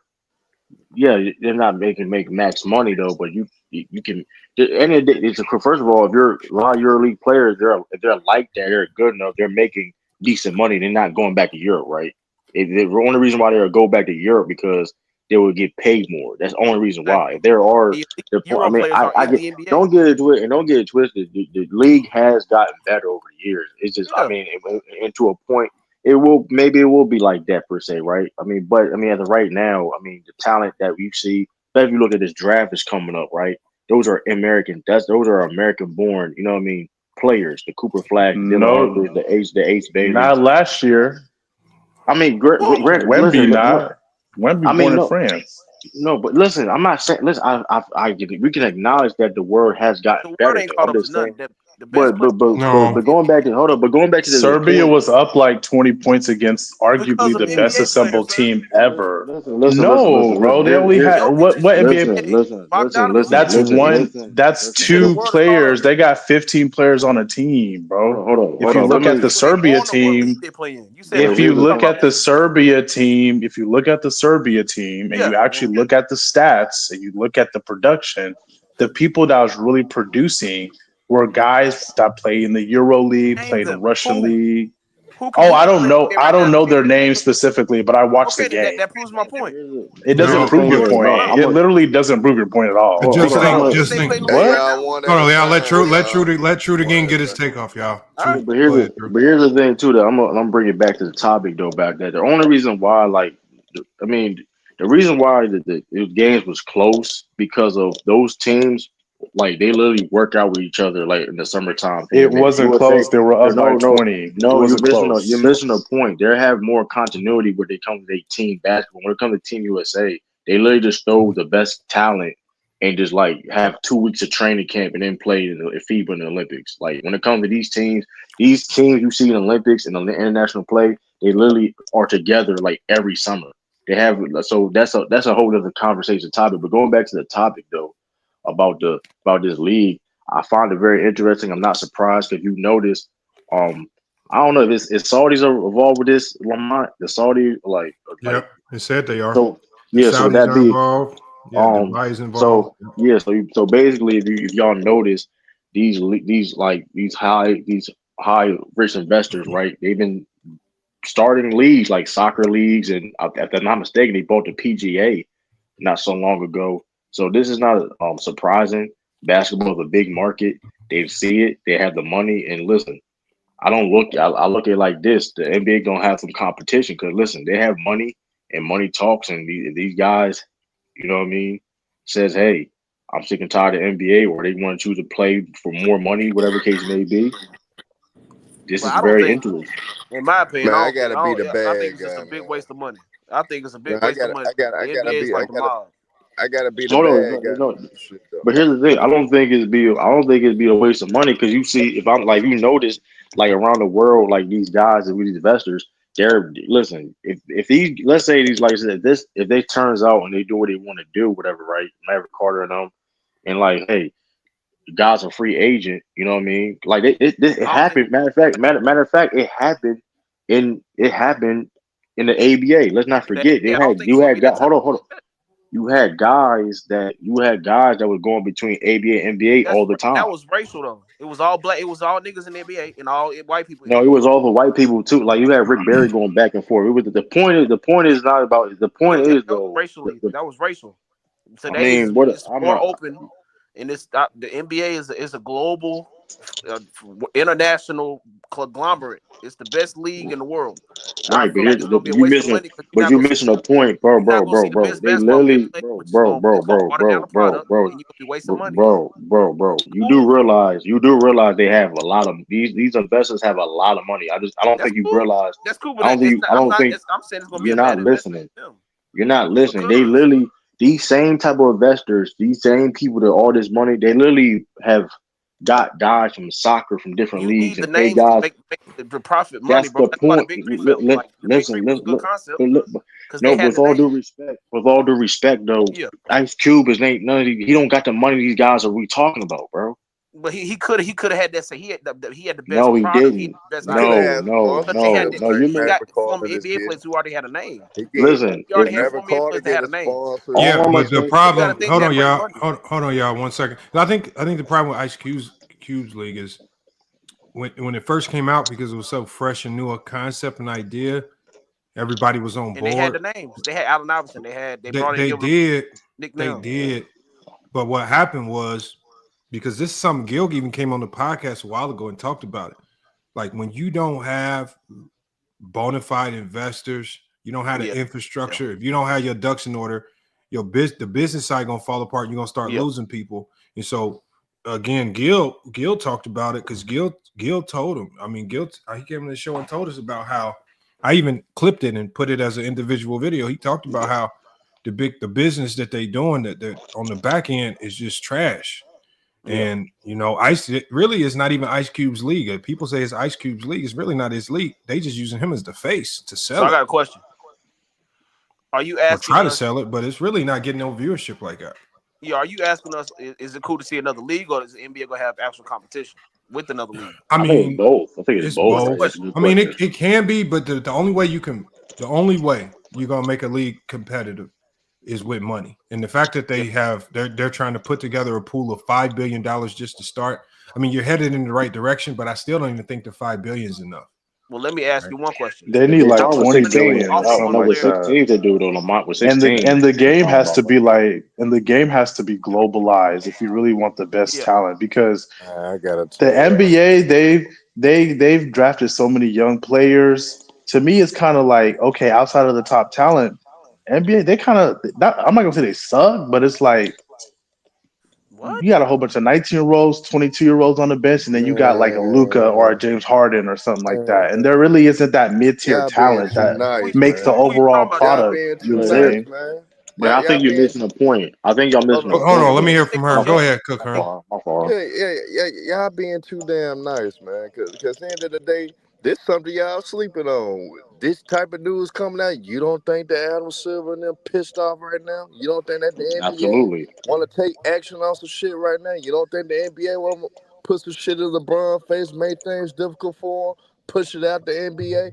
Man, I won't be surprised. I won't be surprised they try to leak out some slick shit that been going on behind the scenes with LeBron because of these Nah, that's news their came biggest out. money maker. They ain't gonna do that. Man, It's business, bro. no, but It's shit. Now business. with this He news bring in the coming most out, they money. feel but you need to shut up with that because at the end of the day, the NBA feeling like LeBron, you trying to take money from Yeah, us dollars make sense, brother. That's their biggest money maker right there. right hand man LeBron trying and to Steph start a Curry. league. You need to tell your right hand man to don't start this damn league or we gonna have an issue. Man, don't be surprised the NBA try to sabotage LeBron James. Don't be surprised. I'm telling Now, I do y'all want now, to I peg. mean, I do the Like want to NBA can't piggyback. take the power from him. I'm telling truly y'all. globalizing the game is going to be a game changer for Now, sure. Now, game changer, What man. does Is it that gonna mean, be a though? game hold changer? on, How hold they on. I I don't will think say so. Globalizing this. it to what level? But I Based on will money. say this Man, though. I definitely think so. But I will say this though, because here's the thing: if they start with $5 billion, they starting with 16. They do. Although let's not forget, they said the women's too, which Yeah, we all know. We can talk about the WNBA struggle with yeah. how they It promote should their be more on product, that things of side. that nature. That being said, though, they all. This tells me though, because like I said, like the other leagues they doing over there, the Saudis, like Yeah, Dubai, whatever case may be, they're going to try to recruit the top talent in the NBA. yeah, As soon as when yeah. they free agents, wherever the case may be, or these young guys in the draft, they're going to say, "Hey, listen, you can come over here and play. We got the money for you. You We talking got about WNBA exposure. or NBA? Both. They're going to even Oh, I college think players, bro. NBA. I Listen, think listen, NBA. They're gonna be dumb listen. as hell They're if they going try to to take that other money versus NBA money. The NBA To money be way real, more. no. I if the mean, Saudis Hey, just take the you not best wrong. players and they don't take some of the mid-tier players, the league's still going to be Saudi. trash Listen, because they got the money. the They Saudi got the money. soccer league's still trash, even though they got like the top best players. The soccer is There's Yeah. the you I basketball. know you mean, get what I'm saying. You still got to Now, get the mid-tier players and kind of fill the league out outside of just yeah, getting like but you also KD need or the big something like names. So I'm that. talking You about for the know. big names. What big yeah. name is gonna actually take that new league money over NBA guaranteed. Nah, you know It's it's gonna going. be You know It's it's not going to guaranteed. gonna start. work. You know it's going It's to start not like back in the impacting. day. It's ABA going was to offering way mostly. more money than NBA. It's going to The mostly NBA right impact now is college. offering. You can make damn near Because I think That's what I mean. That's what I said, Lamont. They because gonna when you like think to a league like this, like you asked a good question, where they going to get their talent from? Yeah. Well, where do you get your talent from? You go to the most thirstiest of the thirstiest. And I mean, obviously the NBA and You the can offer college is Patrick already Beverley ahead of it a contract. little bit. They're already ahead of it a little bit with NIL. But when you talk about these Saudis with all this money, Yeah, that's a fact. right? Like for example, you got AJ DeBanza, right? He just come committed out to of high. BYU. You come out of high Remember, school. he committed to BYU for about $8 million NIL deal. Now, imagine one of these teams from Dubai say, look, bro, we got a strong 2-year deal. We're gonna give you $50 million. Right. BYU is over with. But Right. AJ DeBanza, after that 2-year deal is up, he might put his name into the draft and go to the league. You see what I'm saying? So what I'm saying is, all it's gonna do is they just gonna get their talent from. They still gonna get their talent from the same places. They just won't be able to pluck the talent that's already in the NBA. Yeah, but before that, but though, let's not forget Maverick Carter. He has connections to like this is why when I saw his name, it was very interesting because of and they had a it was to Harn's point to a sense, right? It was interesting though because like I said, he's connected to a lot of NBA basketball players. So Lamont, when you're a free agent, you can do anything you want. I get what you're saying, Lamont. Of course, when you're under contract, that's why they made it on the article. LeBron James has nothing to do with it because it'd be a breach of his contract. But if you're not under contract, you're a free agent. You know what I mean? This is going to be very interesting how they can recruit. But like for your point, to the point, yeah, this is what I'm saying. They can recruit from college, go and play your point. They say they're going to play around the world, so you're also going to look at guys like the next Wimby's per se. From you know what I mean? Hey, No, they not. you don't need No, a. they I got a not. question. You don't need a. Them dudes be trash. You think? No, that's not my point. Listen, the point is though, like the point is, I'm talking about just getting talent per se, because they have the money. Listen, they're gonna have the money. Yeah, That's they're the gonna thing. have money. We're not gonna say we're not. I'm not. Nobody's saying that off the gate. They're gonna be competing on the same level as NBA. But when it comes to them getting talent, I mean, that's definitely gonna be a thing because the money talks in the day. For example, like especially because you have to be 1 year removed from high school to play the NBA. Maybe their rule is, hey, you can come straight out of high school. So hey, you can get this bread here. You know what I mean? You think it'll be can't worth beat it that. risking on a high school talent and they don't perform? Listen, It could be an AJ situation. Hey, listen, AJ DeBonsa. Listen, I'll do it for the guy like AJ DeBonsa. But you think he's gonna risk it? He's gonna risk getting Garrett. But if you just get one great play, if you just get one player, you just get one player, but then everyone else in that league sucks, or maybe 10 players or whatever. It's not really gonna move the needle. I mean, this is how I look at it. It's gonna be a while. Need Dr. J like the NBA. They're gonna need somebody like that. So and all I'm saying is to look out for this though, because like I said before, if I'm not, they bought the Saudi, they bought the PGA. They had the league over there, the golf league, and they literally like snoop all the best talent and literally bought the PGA. So it's like not saying they're gonna buy the NBA per se. I'm just saying basketball. Yeah, I'm just saying I'm not saying that for sure, but I'm just saying like. This is interesting though, especially now for the WNBA side of Lamont. Now for the women's basketball side, they in trouble. WNBA in trouble, I think. If they WNBA in trouble, because listen, they ain't getting paid like that. You offer these best women in the world play overseas. They in trouble though, Lamont. I mean, there's still a cap on how much women can make anyway. I mean, there's only so much. Hey, listen, we understand that, Lamont. But hey, get a 10 million. That's you know what I mean. Hey. Okay, this is where you guys are wrong at. Everybody talks about getting money and getting this and getting that. The first time somebody goes over there and get in trouble, they are going to jail. And that's going to stop everybody else from going over there and play. You going to the whole extreme out of nowhere. There's no such thing as whole extreme. Do you know what NBA players do over here? No, honestly, don't he's go right to jail? though. The celebrity culture, you can't do that shit in Saudi. Like what? Do you know what they do over here and don't go to jail? That's a good. If you go over there with any of that mess, life in general, George, I get that's what you're not saying. life in general. That's life growing up in the United States and it's going overseas, In Saudi playing Arabia, you basketball, can't. and the He has a good littlest thing point. can land you in What they jail. got to do with the league? That's their risk. George. I No, understand. bro, Listen, you guys George, are you're not not looking at the wrong. big George, aspect. you're not wrong. George, you're not wrong. Listen, you're missing the point, George. You're not George, wrong. hold on, George. Let me ask you this, George. Hold on. So you That's telling me, insane. George? Here's the problem with this, George. Like, you telling me, for example, let's say a guy who close to maybe getting forced out the league, but he was like, for example, Carmelo, towards the end of his career, when teams were kind of messing him over, he still had a little bit left in the tank, but nobody was really trying to make him the number one option. If this international league existed and they said, look, Carmelo, bring your fame and your clout over here, man. We got 2 years, $40 million. Bro, I mean, the money is gonna make people not think about a lot of stuff. Like, I know that. That's what I'm saying. But I've never seen, like, even when Brittany Griner got held in Russia, every WNBA player is still going to Russia to play basketball. Right. In the summertime. Like, it ain't. But who's gonna want to see Carmelo though at that old age? You know, Dubai, you need the name. Like Dubai is probably one of the most strictest countries. But you know who goes over there? Everybody goes over there for vacation. They go over there. Like, Dubai is strict as hell. There's a lot you can't do, but people still go over there. You can still have fun. It's not deterring anybody from going over there. But I mean, now you're not listening. I said like you just talking about the first one who gets in trouble and goes to jail, that's going to put an end We've to already the seen rest people of them going. already seen people go over there and get in trouble, and it hasn't deterred anything. We saw We talking Leandro about- get locked up in China, and they just stopped people from playing in China. Well, yeah, Ty Lawson. Didn't Ty Lawson got trouble? Didn't Ty Lawson got trouble in China? Like, yeah, he got kicked out. He got kicked out the country. Yeah, it ain't. Guess what? Hey, he got kicked out. I'm still going. That's on him. I mean, listen, just because somebody else got in trouble don't mean, like, I get it. I get what you're saying. Like, yeah, I mean, there are concerns of being over and living overseas. That's in general, right? It's different laws and stuff like that. But at the end of the day, though, like, I mean, dog, this you're not automatically not gonna get in trouble though. Just because, like, if you're smart and you know what you know what I mean, like I said, you can have fun over there and not, like, yeah, it's strict over there, but you know what I mean, still have fun. Strict over there. I'm telling you, it's not. Let me ask you a question. True. Yeah, I know, Lamar. I know. It's not. I'm just saying, like, it's just like it's True. strict, like it's normal. True. It's normal. You were in the service, right? I was over there, right? I was Middle East in 2020. I was a little Middle East. All right. So tell me, how many of you guys in your military base got in trouble doing stuff over there? Nobody got in trouble.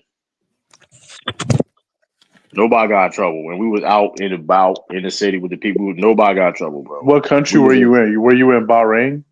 I was in Qatar. I was in Saudi. I was in Kuwait. Those are strict places. So, especially Saudi. Saudi is definitely strict. You can't even have, like, tattoos being shown like that. You know what I mean? Like, so, mind you, we had a ball. We had fun. You know what I mean? Experience things. And guess what? Nobody got in trouble. So, did you say that you couldn't have tattoos? Is that what you said? Like, you can't really, like, show tattoos. Like I mean, like I said, it's not, like, super crazy like that. Like, if you were, like, females can't be, like, you can't have show their legs, whatever. But like I said, that being said, though, nobody got in trouble. That's because they ain't getting in trouble like that over here. Like that's just the extreme of somebody getting in trouble. That's the extreme. Yeah. That's extreme, though. That's all. And it's not a deterrent. You like, who gonna turn down $50 million? I'm gonna turn it down because I think I might get in trouble. And even then, bad press is good press. Like, you got a top star to get in trouble that put eyes on your league. Any kind of press is good press. So, I mean, shit. And not even that, but like you said, I think this is an extreme point. Because like you said, that's because it is strict and different rules out there. You can still have fun. Like, you can't, like, that's all it is, though. Like, you know what I mean? Like, you can still have fun, do what you gotta do. You know what I mean? Lamar, if they start doing that, signing free agents, signing the people that can't actually play in the league, like John Walls, or you know what I'm saying, the Melos and all the other stuff, you know what I'm saying? It's not gonna work. That won't work. They'll have to get grassroots. They have to get grassroots talent to make it work. Yeah, of course. Yeah. Like, they're gonna so need if they that can't get the grassroots talent, it won't work. And it's like a 15-year project. If you want to compete with the NBA, I mean, the EuroLeague can't compete with the NBA. They got pretty decent talent. So, I mean, it's going to be a process, you know. It's going to be a process. I do look at it like this, though, yo. I do think now for the women's side, I think that's more interesting because the rule for, like, I think the rule is, like, you got to play, like, what, 3 to 4 years? Yep. Automatically to be in the WNBA. Yeah, they need the high school phenom, like, in the women's side, yeah. So Like you can, hey, a guy like a Juju girl, right now, would be great you over him. listen, hey, listen, they can get her the bag. Hey, Juju, Yep. you don't gotta do 2 more years. You can come straight like that. You know what I mean? So, I mean, for the NBA, it's gonna be harder because, like I said before, though, like it's gonna be harder to get those talent NBA and is a things of that conglomerate. nature. It's like the Yeah, mob, bro. You can't beat the mob, man. but it's definitely Yeah, the interesting, women. though. Yeah, I think you're right here. I think the women might be in trouble. Yeah. Yeah. I mean, Because I it's I gonna like have it though. because you can't tell me because if I had a league and imagine having $5 billion in your budget to bring in players for salaries, and you can literally go buy Asia Wilson, Brianna Stewart. I mean, I'm buying everybody you got. The only one that Everybody you matters though got. is Kayla Clark. And I'm putting it in your contract. You can't play in the WNBA. You take one of them, that league is It's done. over. You know they're doing it, Done. Lamont. You know that's happening. You know they gonna have that in their contract already. Look, they ain't playing. Like, listen, these investors over there in the Middle East, man, they ain't playing no 5-year games. contract, 10-year contract. Yeah, it's the because remember Diana cooked. Taurasi. Remember when she did that? She just did it for $1 million. She skipped the whole WNBA season for $1 million. Imagine offering them millions. Lamont, that's what I'm saying. I'm not listen. It ain't gotta be no like the men's max money, but listen, like I said, 10 million, like this little 5 to 10 million. Listen, they going 10 million's even too high. I would have did. They leave for $500,000. You over here talking about 10 million? They leave for $500,000. I'm saying for like the top. You know, I'm saying. Yeah, Source, but if you want everybody, like if you literally want everybody to start trickling over, all you got to do is just pay one, like at a absurd. like 10 million or something crazy. They all gonna follow. See, you can't do that in the NBA now because you can't buy like LeBron or the best players out the NBA, but you can literally buy the WNBA players out. Yeah, and here's the thing too, though. Like they said they're gonna be trying to play over the world, which we all know that the women basketball has a big audience around the world.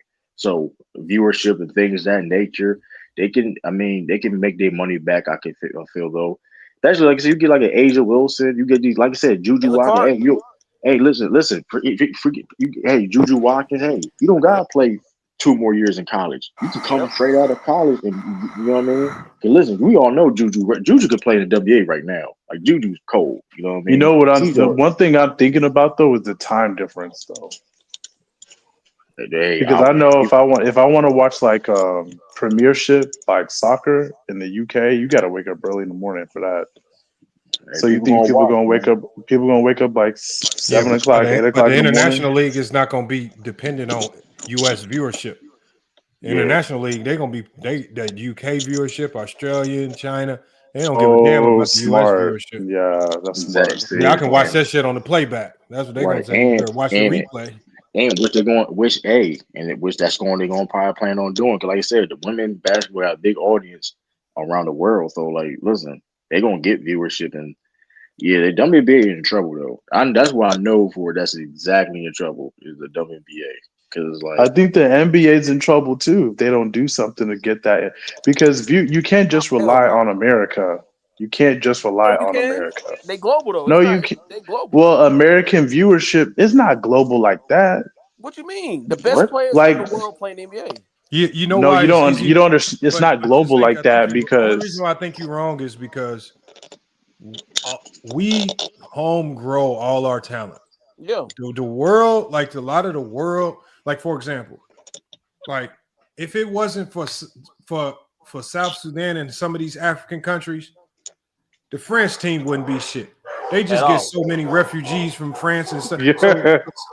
So a lot of these countries, they heavily reliant on players coming on Argentina right now. Yeah, like everything in the U.S. is homegrown. No, I agree with you, but the problem is like overseas, it's hard to watch NBA games unless you stay up like 3 o'clock in the morning if you want to watch it live. Now, people do it though. People do it though. People do it, but if you want to get the max, you know what I'm saying? Well, no, bro. If you want to get the max, you want to make sure you want to make it live when they're like up like 7, 8 o'clock, stuff like that. Listen. I was overseas, bro. I was watching NBA games, man. Listen, bro, because you from America, bro. You die hard, bro. If you're trying to get the casual fans, bro, I was talking to people. Like how You think we need? I would. We need the casual fan? Yeah, bro, because viewership is dropping. Yeah, we do. Yeah, we do. Bro, The bro, I was Viewership talking, dropping, bro. bro, The owners. bro. I was talking to, bro. It was a dude that was like from Qatar. Like he was talking about, the dude was working the cafeteria. Dude was like, he was talking about some NBA. Like he was a casual fan. Like, Bro, he's die hard, bro. Man, Die hard fans, bro. They're gonna wake up at 3:00 in the morning, bro. No, I've been overseas, bro. Y'all want me to tell y'all why viewership ain't dropping? It's hard. I was talking to Gil yesterday, and he actually was in like a big like conference Zoom meeting with some people from Playback. He said the reason why viewership ain't dropping because so much of the world actually wants to watch the NBA basketball. He says the way that views are counted here with like the standard Nielsen rating, it's just live viewers. He says what people forget to count is the fact that, because we was just talking about it a second ago, he was like, when NBA games are being played over in other countries, they sleep. They don't get to watch it until they wake up in the morning and they watch it. Exactly. And so what he said was, when you add in all of the playback views, like for example, the Christmas games, he says if you add in the views from just China alone, he said if you add in the views from China, and I forgot another country, he said you had 500 million views. Billion, not million. You like everybody talking 10 million. He said 500 million. If you just incorporate in the playback views, just because they can't watch it live.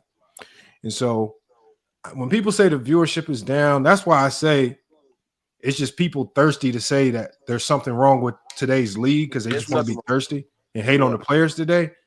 But it's just too much money getting thrown around for people to keep telling me that the viewership is down. Yeah, I would say no. Yeah, I would say this. I think that's more of a, like you said, U.S. problem. Like internationally, is not a problem, right? For sure. That's definitely a fact. I mean, because people. I mean, because it's a problem because you got soccer over there, you got rugby, you got other sports, cricket. You got a whole bunch of other sports. They pull bigger crowds. You got cricket, you got soccer, you got rugby, you got tennis, you got Grand Prix racing, you got golf. They're gonna have a big challenge to even try something like that.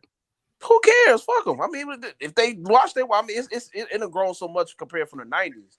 You know what I'm saying? I just wish they had teams over there too, because that market, like, imagine it's gonna be packed out in the UK, in Paris, NBA team in Paris, NBA team in the UK.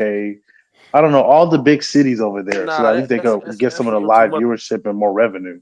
That's a little too much, but the NBA is fine, bro. Like, we're still the best. I think the game is fine. That is why the NFL challenged you on Christmas Day.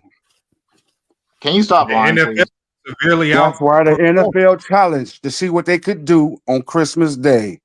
Did you not just hear what Lamar said? But I'm gonna tell y'all why. Because Gil made a good point too. Because like he said this. He said this is what the people from Playback told him. He said, when you think about like football on Christmas Day, he was like, what do you remember from it?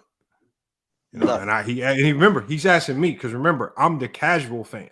So he's not really like the hardcore fans are probably gonna know. But when he asked me, the casual fan, what do you remember from football Christmas Day? He said, do you remember Beyonce's performance? I said, no. Nope. He said, this is what he said. He said, the NBA is the best league right now because of how it's reported on even after the event is over with. Like when Christmas Day football games was over with, even though I think he said Beyonce performed or something like that, he says, absolutely nobody is out there talking about it after. Once it's over with, it's over with. Nobody cares with the NFL. But with basketball, he said when Austin Reeves made that game winner, that's all you talking about for the next whole week around the globe. That's cap. Bro, I'm just telling you. And you know what? This information wasn't coming from Gil or his opinion. This is data that Playback, because, Playback had signed him. This is data that they gave him. And this is what they were saying. So, Playback's directly affiliated with the NBA. So the reason why they're able to give out these big contracts to these content creators that cover the NBA, well, the money coming from somewhere, the viewership coming from somewhere, they're the ones that see the numbers. And so when they handing out all this money, they see where the viewership's coming from. They telling people where the viewership's coming from. I mean, the money ain't just getting printed. They ain't going in the basement printing it themselves. I'm not saying they're getting broke, Lamont. They're not doing that. All I'm saying is, put it like this. If the NFL, okay, the Lakers played the primetime game, right? Am I correct? Yes. No, well, they played one of the games. So if the NFL really wanted, I mean, they tried and see what the numbers would look like. But if they were to put the Kansas City Chiefs against the Baltimore Ravens at that primetime slot at the same time. Wait. Let me finish. Who do you think would have won? The NBA. You know why? Because the NFL can never get close to 500 million views. I don't care how good a game is. Does the Super Bowl even get 500 million views? No. So it don't matter who they have playing. They never gonna come close to what the NBA does because the NBA has the world watching. Exactly. Just look at the NFL's biggest stars. It's just that everybody in the world can't watch the game live because everybody's on different times. But if you count all of the views from when each country starts to wake up and then they watch the playbacks of these games, because he said the real numbers are going to be on NBA side at NBA.com because they're the ones that see the playback numbers after the replay numbers. But NFL ain't got that. Once these NFL games over with, ain't nobody going back and rewatching. Nope. Nobody care about them NFL games. George, how can you tell that the NBA doesn't have the most fans ever right now? I don't get that. Because Major League Baseball and the NFL they still exist. Like if you still going on them ratings, like we've been talked about the NBA social media pages, and they have the most views by far, most followers. I don't know how go read the NFL pages and see what they're saying. Who cares? Go read MLB and see what they're saying. People paying for them. The GMs and all them should be worried about the views. I don't give a damn about no views, bro. Like honestly. Who cares about views, bro? And all this, like, come on, they have the most money. Contracts keep coming out. NBA is not struggling in any way. Yeah, no, NFL, ain't struggling, bro. What are we talking about, bro? For them to be going on talk shows and talking about it, something's wrong. Bronny James can get 50 million in jersey sales. The NBA is fine, man. It's something to talk about. Wrong. Bronny James got 50 million in jersey sales. You just showed the man on a radio show talking, the commissioner talking about his league. When they get to discussing things like that on whatever national radio or national TV, there's an underlying there. So when NBA games start getting canceled because they ain't selling enough tickets, that's when the problem. No, Adam Silver is not going to trip on it because as long as y'all talking about it, y'all talking about no matter if it's good or bad. If you're talking about the NBA, it's good for Adam Silver. Whether you making the claim that views are down or not, you're talking about the NBA because all you doing when we even talk about it is you making people not talk about the NFL, not talk about MLB or any of these other sports, whether it's to the good or bad. You talking about the NBA. Yeah, that's all he cares about. What proof do you have the NBA is losing viewership? Nobody has actual proof of that happening, other than people talking about it. That's it. There's no actual signs that the NBA are losing viewership. Are they canceling games because they didn't sell enough tickets? But the money keep going up. Somehow people ain't watching. How are people signing $300 million contracts? You don't cancel games because people are not buying tickets. What are you talking about, bro? You have blackouts. You have blackouts. No, the owners would have they would be fighting it tooth and nail in the most recent CBA negotiations. If they was losing money, paying players $300 million contracts if they losing views. If they losing money.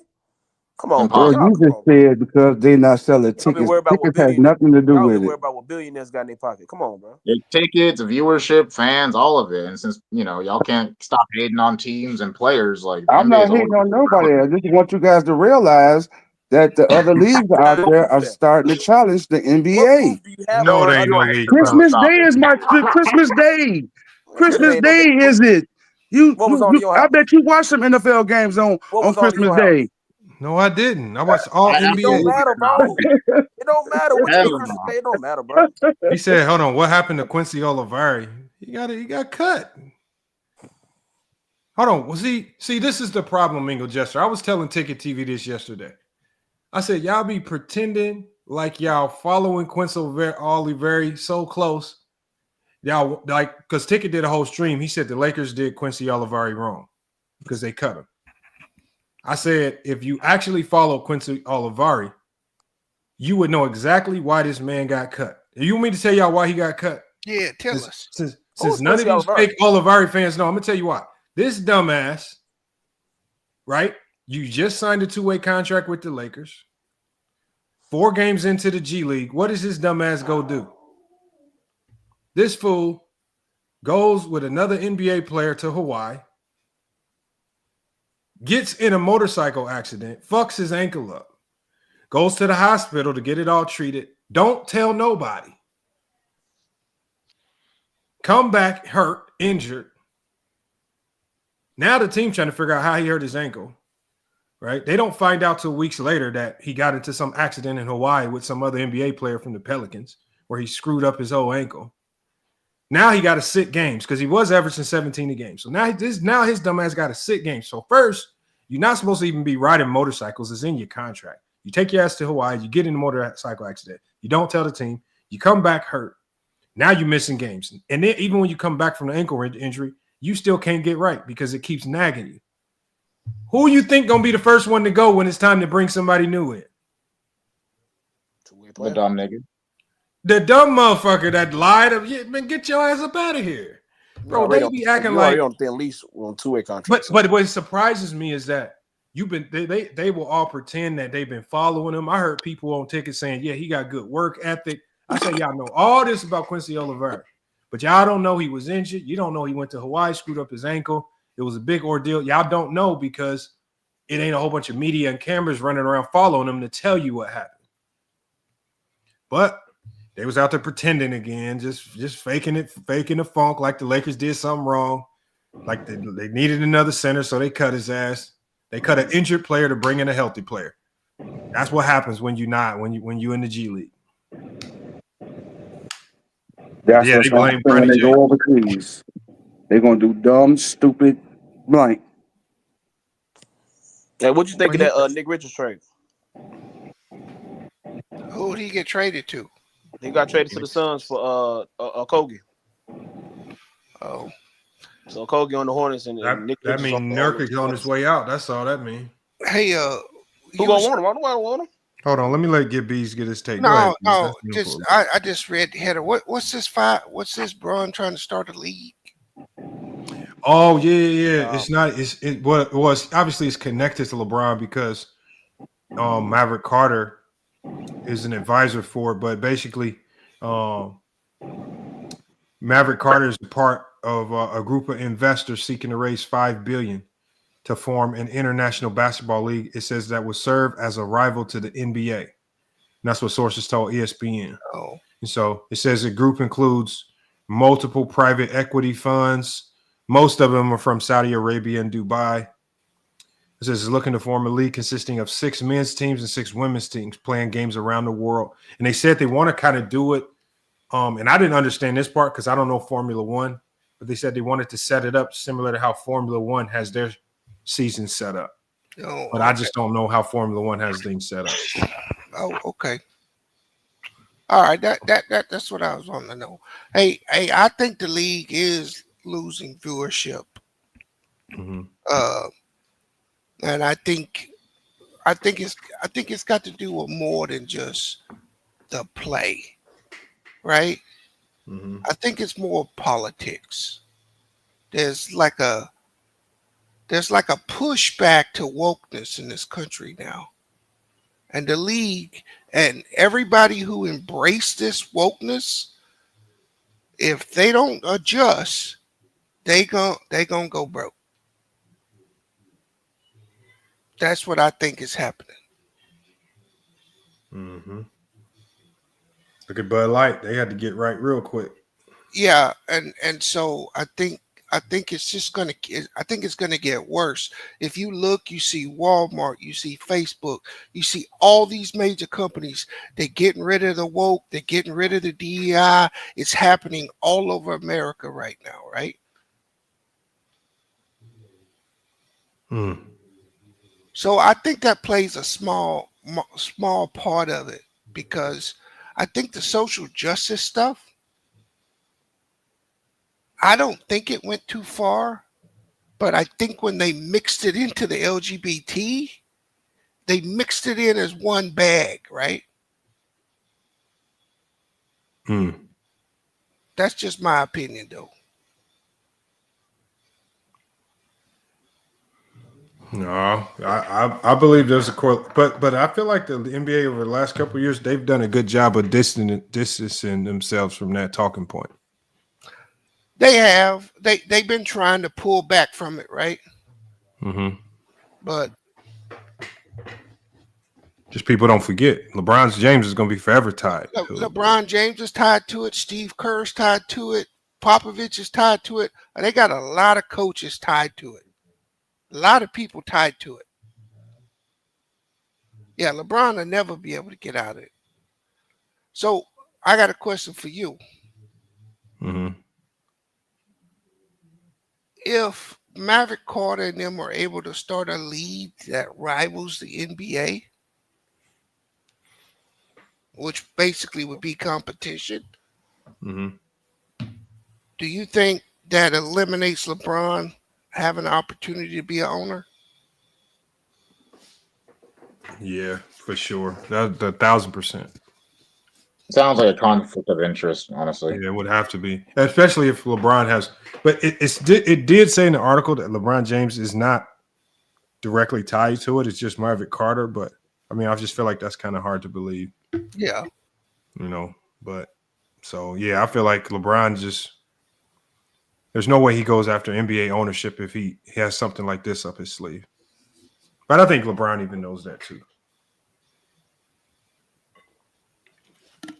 So I don't know.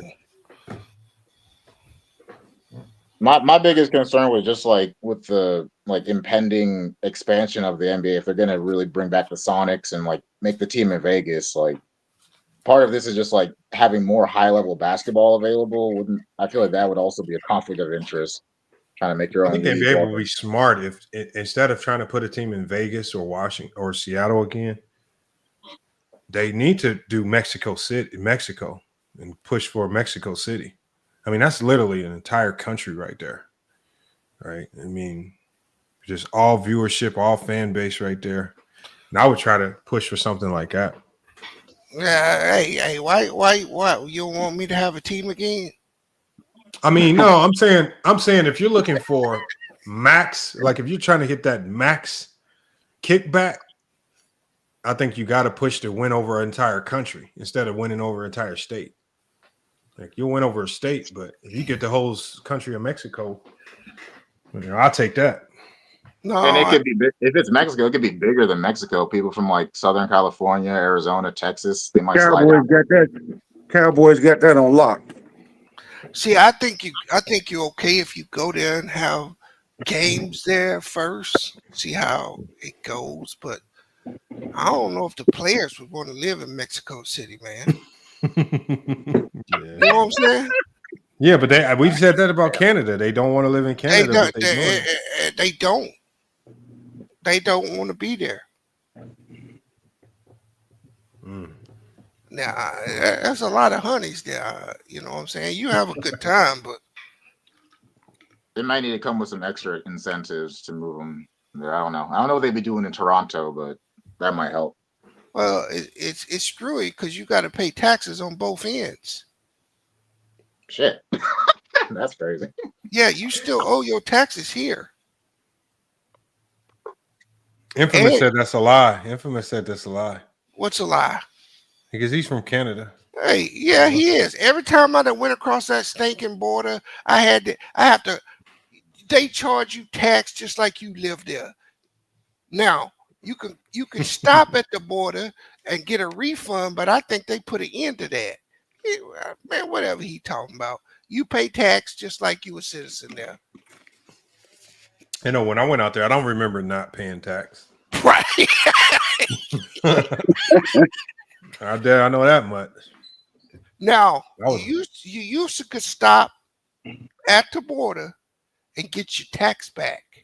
Because I think it's called a GFCI or something, GF something tax, right? You used to be able to stop and be able to get it back. I don't know if you still can. I'm trying to see if Infamous hit the leak and explain it to Man, him. I don't want to talk to that dude, bro. Don't bring that white boy. He's black. He said he's black. He say a lot of things. He don't sound like it, but he say he's black. Definitely say he's black. No, I just be messing with Infamous. I ain't got no problem with him for real, bro. Come on up, Infamous. Toronto nigga. Where's Mingle Jester? Is he not in the chat? Like, why can't he click the link? He was. I mean, I seen him in the chat. I just didn't know he was talking about LeBron or something. Yep, him and Willie. Can't stop. Who was that just came in, Lamont? That was Mike. A dude named Mike. I don't know. I don't know. I want to get on these trades too. I'm trying to see who's about to get traded. What's your team looking like? When is the deadline? It's horrible, man, right now. It ain't looking good. The trade deadline is what? Coming up pretty soon here, a couple weeks. Oh, Portland, we just need to we holding on to some players that we shouldn't be holding on to. Come on. Yeah. Now, look what he wrote. That's a lie. Now look at this last comment. He said there's a way around it with a clever tax person. Oh my god. Oh my god. A clever tax person. So you basically saying Bees was right. Hey, what's the topic? What's the topic? We had a couple different topics, man. Shannon Sharpe, 3-point line. What y'all talk about Shannon Sharpe? Oh, how Shannon Sharpe and them trolled Carcino. They trolled the shit out of him. Had him reporting a whole fake story. His whole channel done turned on him. Hold on, they did what now? So this is what they did. So Shannon Sharpe and Chad basically they had Shannon come out with a story saying that he was gonna sign Chad's ex, Sherelle Rosario, I think is her name, to a podcast deal. And then Chad played along with it. He was faking like he was mad. So he commented on the announcement on Twitter, was like, when was y'all gonna let me in on it? And so they kind of played this narrative like they was clashing, like the show was about to split in the end, right? And so what happens was, just like in old Carcino fashion, he does a live stream pretending as if he has insider information on the whole situation. He talking about they gonna break up, and he says he knows this is gonna happen. He said he talked to X, Y, and Z. I'm talking about he giving out all these fake details, and he's even saying on his live stream, everybody else is talking about it, but I got more information that y'all ain't never heard of. And he did like a whole 5-hour live stream. Next thing you know, the other night, on Nightcap, when Chad and Shannon they were faking like they were arguing about it. Next thing you know, Chad's ex, she just walks into his camera. She was like, y'all need to stop trolling with the people. And they ended up just saying, look, it was a big hoax. They basically start calling out. They essentially called Carcino out without saying so. They basically called his ass out, said, this is how you know these dudes be out here faking with their information and stuff. I mean, they just said his ass. So his whole comment section is just killing him. All his comments over the last 48 hours have just been killing him, saying he need to delete his channel, delete videos, all types of stuff. So he just exposed love himself, to see it. He getting killed right now. I don't know why he left the stream up. Oh, I would have deleted the stream. He left the stream up. Yeah, I can. Let me pull it up. No, he greedy. He want that money on it. He want people to. Yeah, he just want people to go back and watch, even though they're wrong. Yeah. But I'm telling you right now, they are killing it. Like I'm talking about, they are killing him in the comments. Bad. I was looking at the comments yesterday. They are killing him. Glad he's getting called out on a big platform like that. It's nice. It's refreshing.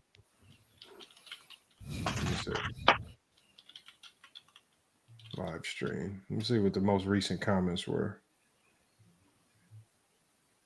So he did like an emergency stream yesterday, trying to explain himself, but wasn't nobody going. They were saying you hold the L on this one. So here are the comments, man. And yeah, you're right. He's not gonna take it down because this is his best video like in the last 7 months. He got 34K views on it. Look, here are the comments, man. They just clowned you, fool. It was a troll. This dude couldn't wait. I think you got to take the L on this one, dog. You just got clowned. It was so easy to do. They got you, bro. You got to eat this. It's confirmed. It was staged. Oko was in on it. Next comment. He played you in your face. Oh man, he says I can't stop laughing when Cino, bro. They just killing him. He says you got to delete this, Cino. This video didn't age well. Shaking my head, falling out. People always jumping the gun for clicks. Cino, they tricked you, man.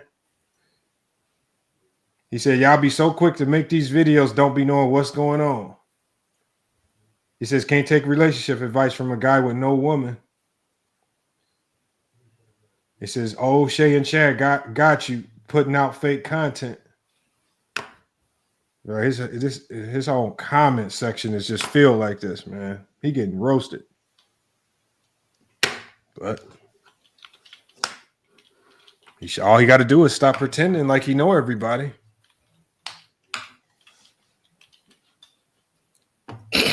Yeah. What you got to do? I don't know what he was thinking with that, man. What you been up to, man? Oh, just working. You didn't say what's your team? Not hitting on nothing this year? Hell no, man. I don't know what's going on, man. We just it's just bad, man. I mean, obviously Scoot Henderson just had a big game. He dropped 39 the other night, but outside of that, he's been looking like a bust. But I mean, I don't know. We got 4 centers. I don't get this. You got 4 of them? Bro, we still got Jeremy Grant. I don't know why. DeAndre Ayton's a big waste of space. Then we got DeAndre Ayton, but you draft Donovan Clingan at the center. I don't understand that. And we still holding on to Robert Williams III. I don't know why we got him. So it's just like, yeah, why would you move him? You could have got draft picks for Robert Williams over the summer. You don't do that. You could have definitely moved off of Aiden before he showed everybody he was even sorrier. Because you drafted Donovan Clingan. Is Williams, is he hurt? He had like a little minor injury, but he's back from injury. So, but as far as his knee injury, he's healthy he's recovered from that. So has he been available? How much of the season he played? Yeah, he's been playing. He actually been putting up some good games. Yeah, I don't know why they keeping him. They need to trade him. Yeah. So yeah, as of late, he hasn't been playing. What's up, man? And who you think the best team in the East is? Is it Cleveland or is it still Boston? Well, it's Boston. I don't believe in Cleveland. I don't believe in Cleveland. I mean, Jared Allen is what worries me in the playoffs. You can't. I don't. He's just I don't know. To me that he makes them easier to defend, especially if you face the floor. Well, yeah, that. But in the playoffs, when we could just key in on everything that you do well, the one thing that they can always account for is the fact that they don't really have to focus too much defensive attention on Jared Allen. I mean, outside of being a lob threat, he really can't do nothing else on that team. So he makes it harder. He makes life harder for Garland. I agree, and I'm not as high on him either. I don't believe in Darius Garland. I don't think Donovan Mitchell can take you to be the number 1 on the championship team. I don't really believe in him either. I mean, I like him. I think Garland's not really a 1 by nature. I think Garland's a 2 by nature, and And I think Donovan Mitchell's a 2 by nature, so they're running around with 2 shooting guards. Garland's just taking the back seat to be the point guard. He's doing a decent job at it. I mean, they're defending well. I mean, they're winning regular season games. But if they matched up against the Celtics in the playoffs, I think the Celtics win that like 4-1, 4-2. But besides the Celtics, is there any other team in the East that could beat them? Matchup-wise, I think the Knicks could beat them. I wouldn't be opposed. I think the Knicks could beat them. It would be a tougher task. But I mean, yeah, there'll be some bottom feeders. I mean, I don't doubt that they get to the Eastern Conference Finals. But as far as getting out the East, you're gonna have to go through Boston, and I just don't see that happening. Yeah, me either. The same thing was said about the Denver Nuggets a few years ago. What do we say? The same thing you're saying about the Cavaliers. I'm not saying they're going to win. I'm just saying that you were downplaying the Nuggets when they won the championship too. Yeah, but they didn't have Nikola Jokic. They don't have Nikola Jokic. That's what this Cleveland Cavalier team don't got. They don't got a Nikola Jokic. But that's why I'm saying I don't think D. Mitch is the number one on the championship team. Why not? Because he's a smaller. I don't really believe in a bunch of smaller guards being the number one on championship teams. Okay, but give me a basketball reason that he can't be a number one on a championship team. Because he's a smaller guard. It's just it takes a lot more for a smaller guard to be the number one. So it's Steph. Physically, Steph is a smaller guard. He's not Steph, especially not in his prime. No. Oh, look at the big brain on him. Bro, I know he's not Steph. What I'm saying is, you can tell me he's not. You don't think he's good enough. Just saying he's a smaller guard. That don't. That's what I'm saying. I don't think he's to that level of a. Well, you didn't say that, bro.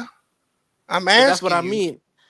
I don't think he's to that level of a player to be the number one. Okay, but isn't it possible? Haven't we seen anonymity? I can't even say the word. You know what I'm about to say, LeBron. Yeah, but I'm talking about in comparison to like his competition is going to be guys like Jason Tatum. You know, these big guys that's the number ones on their team. I don't think he can go toe to toe with those guys. I'm with Lamont. They're probably not that big of a threat. For them to win, it's got to be a team-oriented deal. And we've seen teams win championships from chemistry and stuff like that. Yeah, I'm not saying they don't have a chance. They have a chance. I just wouldn't pick them. No, I don't think they could beat Boston. And you need star power. I mean, obviously, like you said, Bees, a team can win it for you sometimes. Every once in a blue moon. But if you don't have that net, I'm talking about elite star power, and which is what Boston has. I mean, and they do have some star power with Mitchell, but I mean, outside of Mitchell, I don't really look at anybody else on that roster like a true star. No, you're right about that. It's going to come back to haunt them. I mean, they got shooters, they got defense, but when it's time to make a bucket in the playoffs in the fourth quarter, well, you better hope Garland can do it for you because that's about the second best you got. Garland perform well in the playoffs. I mean, but that's why we use the term playoff experience. I mean, Donovan Mitchell does have a lot of playoff experience, so I mean, the only thing you can hope is that maybe he's learned from it. See, I think that's overrated sometimes, right? You think so? Well, no, I mean, when people say he performed well in the playoffs, I think unless you are a star, it comes down to your matchups. Yeah, that's a big deal too. Whether you play well or not is based on a matchup. If it's a bad matchup for you, I think as fans sometimes we say, "Oh, this dude, he don't show up in the playoffs," but sometimes it's just not a good matchup for you. So pretty much Boston, that's the toughest matchup in their conference, right? No, I think Boston's toughest matchup could possibly be either New York or Milwaukee. I could see Milwaukee, but New York? Yeah, I wouldn't want to play New York. But not with the way Cat's been playing. Y'all counting out the Magic already too? Yeah, they not ready. Why the hell would you count the Magic? They just don't got enough offense. They great defensively. They got Paulo and Franz, but they just don't got enough overall offense. I mean, New York.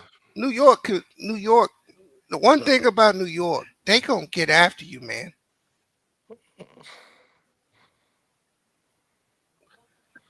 Yeah, New York is. Hey, salute FYF. What's up, Playboy? Hey, I put it down today, bro. Don't start it, okay? Hey, man, I'm not gonna start it with you, coconut bees. It's all right. I'm not starting it with you today, man. Don't worry about it. Hey, I just came up to salute. Great topic today, man. Really enjoyed it. Really enjoyed listening to it. Good topic today. Hey, wait, are y'all already counting out Denver for championship contenders? No, they not. They not counted out. Let me ask you this, Lamont. Mm-hmm. If what normally happens to what's his name, Porzingis, can they beat Milwaukee without Porzingis? I don't know about that one.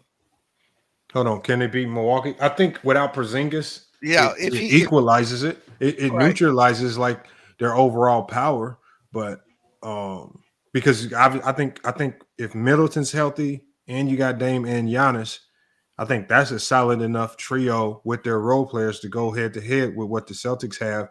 But Porzingis has been that player that throws the power of balance off. Like he shifts it so much, it's just hard to account for White, Brown, Tatum, and then even now, what's his name coming off the bench is a lot better.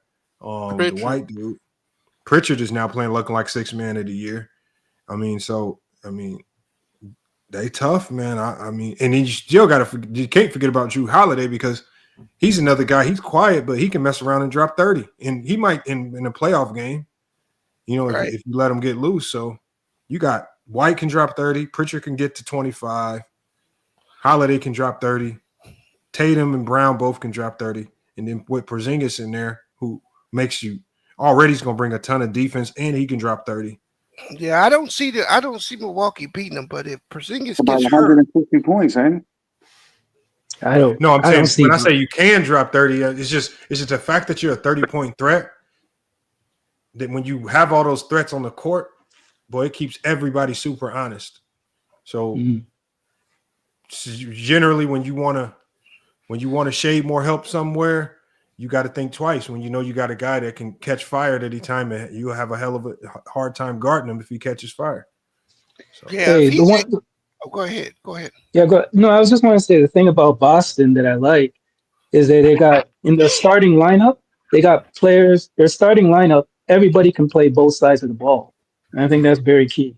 You don't really have a defensive liability per se in the starting lineup. Like Tatum, everybody can play both sides. You got your offense and you got your defense, straight up. Yeah. So that's hard to beat. And they stick to that's to land my plane. They stick to a formula, and sometimes the formula works and sometimes it doesn't. And that formula is to get up as many threes as possible. Well, they'll stick to that formula, do or die sometimes. And that's one of the things I noticed. Without Porzingis, you got a bunch of bad decision makers on that team. Other than Drew Holiday would be the better decision maker with the other guard. I'm talking about Tatum and Brown. Yeah, I'll give you that. They're turnover prone, and if you can make those dudes actually have to facilitate and run the offense, your chance of winning goes up. Porzingis covers up a lot of miscues from those two dudes. And maybe this is the year Jason Tatum grows. But without Porzingis, I think the Bucks can get him. Porzingis is not that key of a player. You know why? Because No, Yes, no. he Let me is. explain. Let me explain. Because he's not he's not a big that works the inside. He likes to stay on the perimeter, right? So he's not that rebound threat And he that plays in the everybody mid thinks he is. range You got to too. watch the games to understand that he really doesn't like to rough it up, like on the He inside. plays in the mid range and the And post stuff too. they won without him. They can win without him. They've been playing. They're used to playing without him. No, but To be honest, that's why we said with him, it's just icing on the cake.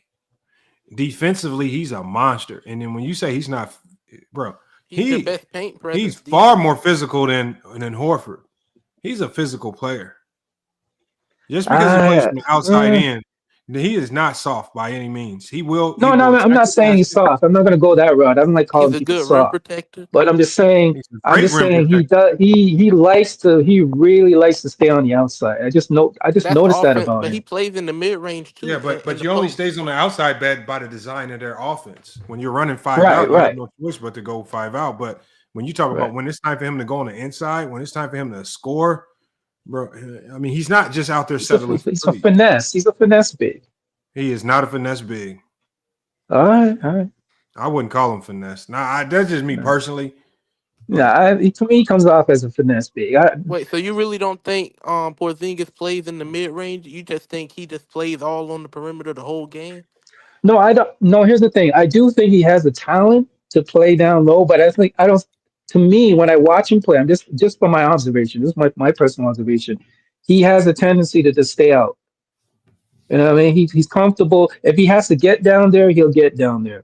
But I'm saying he looks more comfortable on the perimeter. And you're right. Maybe I do agree with FYI. Maybe that's by design. That's probably how their offense is designed. He would know more than I do about that. Well, But you I'm just saying. wait till you get to the playoffs. When they need a bucket, they giving him the ball in the post. No, I agree. But I think they can win. I think they can win without. You're right. He's the icing on the cake, but they can win without him. I think they can still win without him. The one thing that bothers Boston, which I noticed, and that's just from playing the Raptors, where the Raptors beat them, is the size. I think you can rough them up a little bit with size. That's where Cleveland might have the up on him is the front Right. court. Well, if you get big with them, and get physical with them, I think you have a chance. That's just my opinion. What does that equate to though? The physicality, is that just going to lead to other bigs getting dunks and twos? Like the Celtics are going to keep shooting threes, so that's not going to really do much. What do you mean? No, I mean you match their size though, and then you get here's the thing, they have a formula, and that's to get, like I mentioned earlier, that's to get up as many threes as possible. And if they're not hitting their shots, they are a liability. Well, I would if they're off with their shooting, but here's the thing though, they're more on than they're off, so that's why it kind of fools a lot of people. But if they're off one night, they have no plan B to a sense. If they're usually on, why wouldn't they space the floor and shoot a lot? That's analytics. No, I get what I'm saying. If they're off one, they're going to hit their shots more often than they do. Their thing is like, I get up as many shots as I possibly can, and eventually they're going to go in. How many threes are they averaging? So like 50? I don't have that number. They just put up I know they put up like a lot of shots a night. Well, I don't know who's by computer. I don't know what these other teams are doing. You should be killing them on the boards. You should, but it's just hard. You know why? You know why they're not killing them on the boards, Bees? Why is that? It's because when you shoot a lot of threes, and I think this is also by design, it's hard to judge where the rebounds are gonna go sometimes. Yeah, it's a lot of long rebounds. Like the long rebounds, and then if you got big guards on the perimeter like Boston has, that's advantage Boston still. So I mean, I think even on the rebounding edge, even if you shoot a lot of threes, it's still not going to pan out in your favor, because most people, when the shot goes up, you just have a tendency just to kind of collapse in towards the rim a little bit, and then now consistently you have to just stretch out and stay on the perimeter to get these rebounds. It starts to turn into advantage Boston. Hey, do you notice something though? They work with that shooting coach. What's his name? Lamont? The shooting coach. the guy that works with everybody. He's like the best shooting coach in the league. He works with every. He was working with Stephen A. Smith the other day. Like they were doing some Oh, kind you of talking thing. about Lethal Shooter? Yes. I don't think he's the The one. best in the league. He's just most Well, not popular the. right now. He's one of the most popular. But here's the thing I've noticed. I'm gonna land the plane. Do you notice the thing about Boston is that pretty much everybody has the same kind of shooting form to a certain degree? Watch them next time, and you'll pick it up that they all of them. They all kind of have the same shooting form. That's one thing I picked up. If you watch closely, they all seem to have that. They all the release. They have the gooseneck, and they always keep it up. I'll tell you this. They, my opinion, this is just my opinion. I just looked it up. They're averaging 51.1 threes a game. That's crazy. And they average 16.5 makes, which is 31%. If they shoot that in the playoffs, they will not repeat.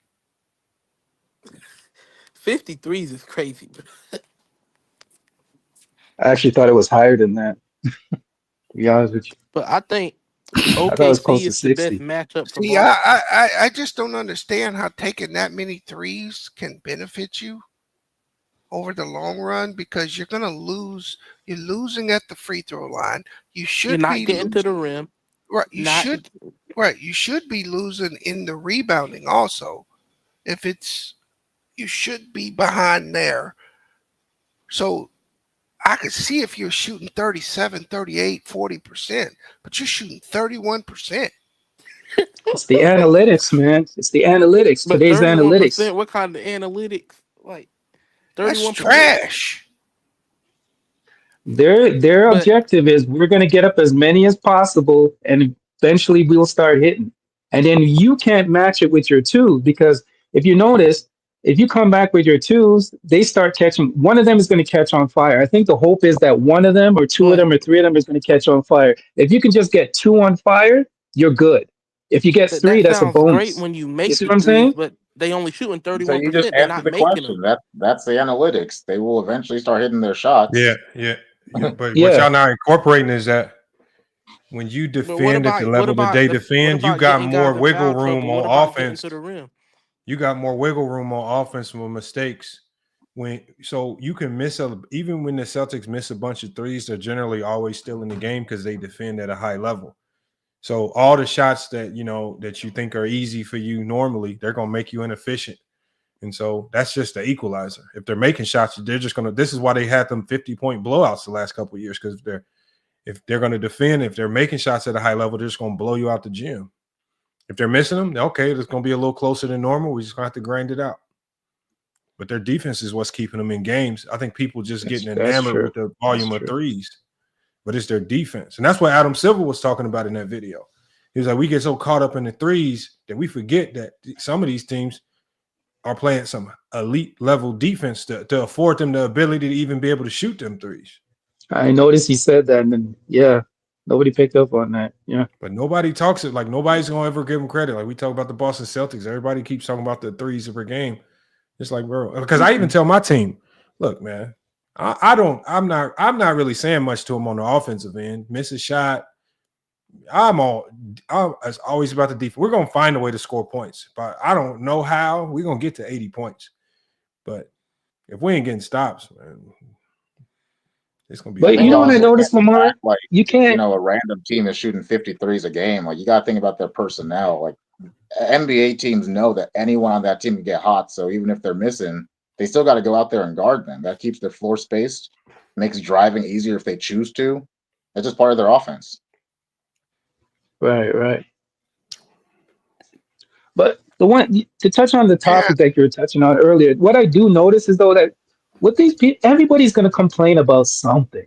Like, you know what I mean? If there wasn't enough offense, they'll be saying, "Oh, that's an issue." Like, there's always going to be something to complain about. You're never going to keep everybody happy. And I think I've gotten to the point where, listen, people are going to say what they want to say. I enjoy the game. I love the game. I'm watching it right now while I'm listening to you, right? So here's the thing: like, if you enjoy the game, just enjoy it for what you enjoy. Like, you don't have to always listen to the talking heads They're out there trying to, I believe, propagate that the game is horrible, it's unwatchable, blah blah blah, and all this other nonsense.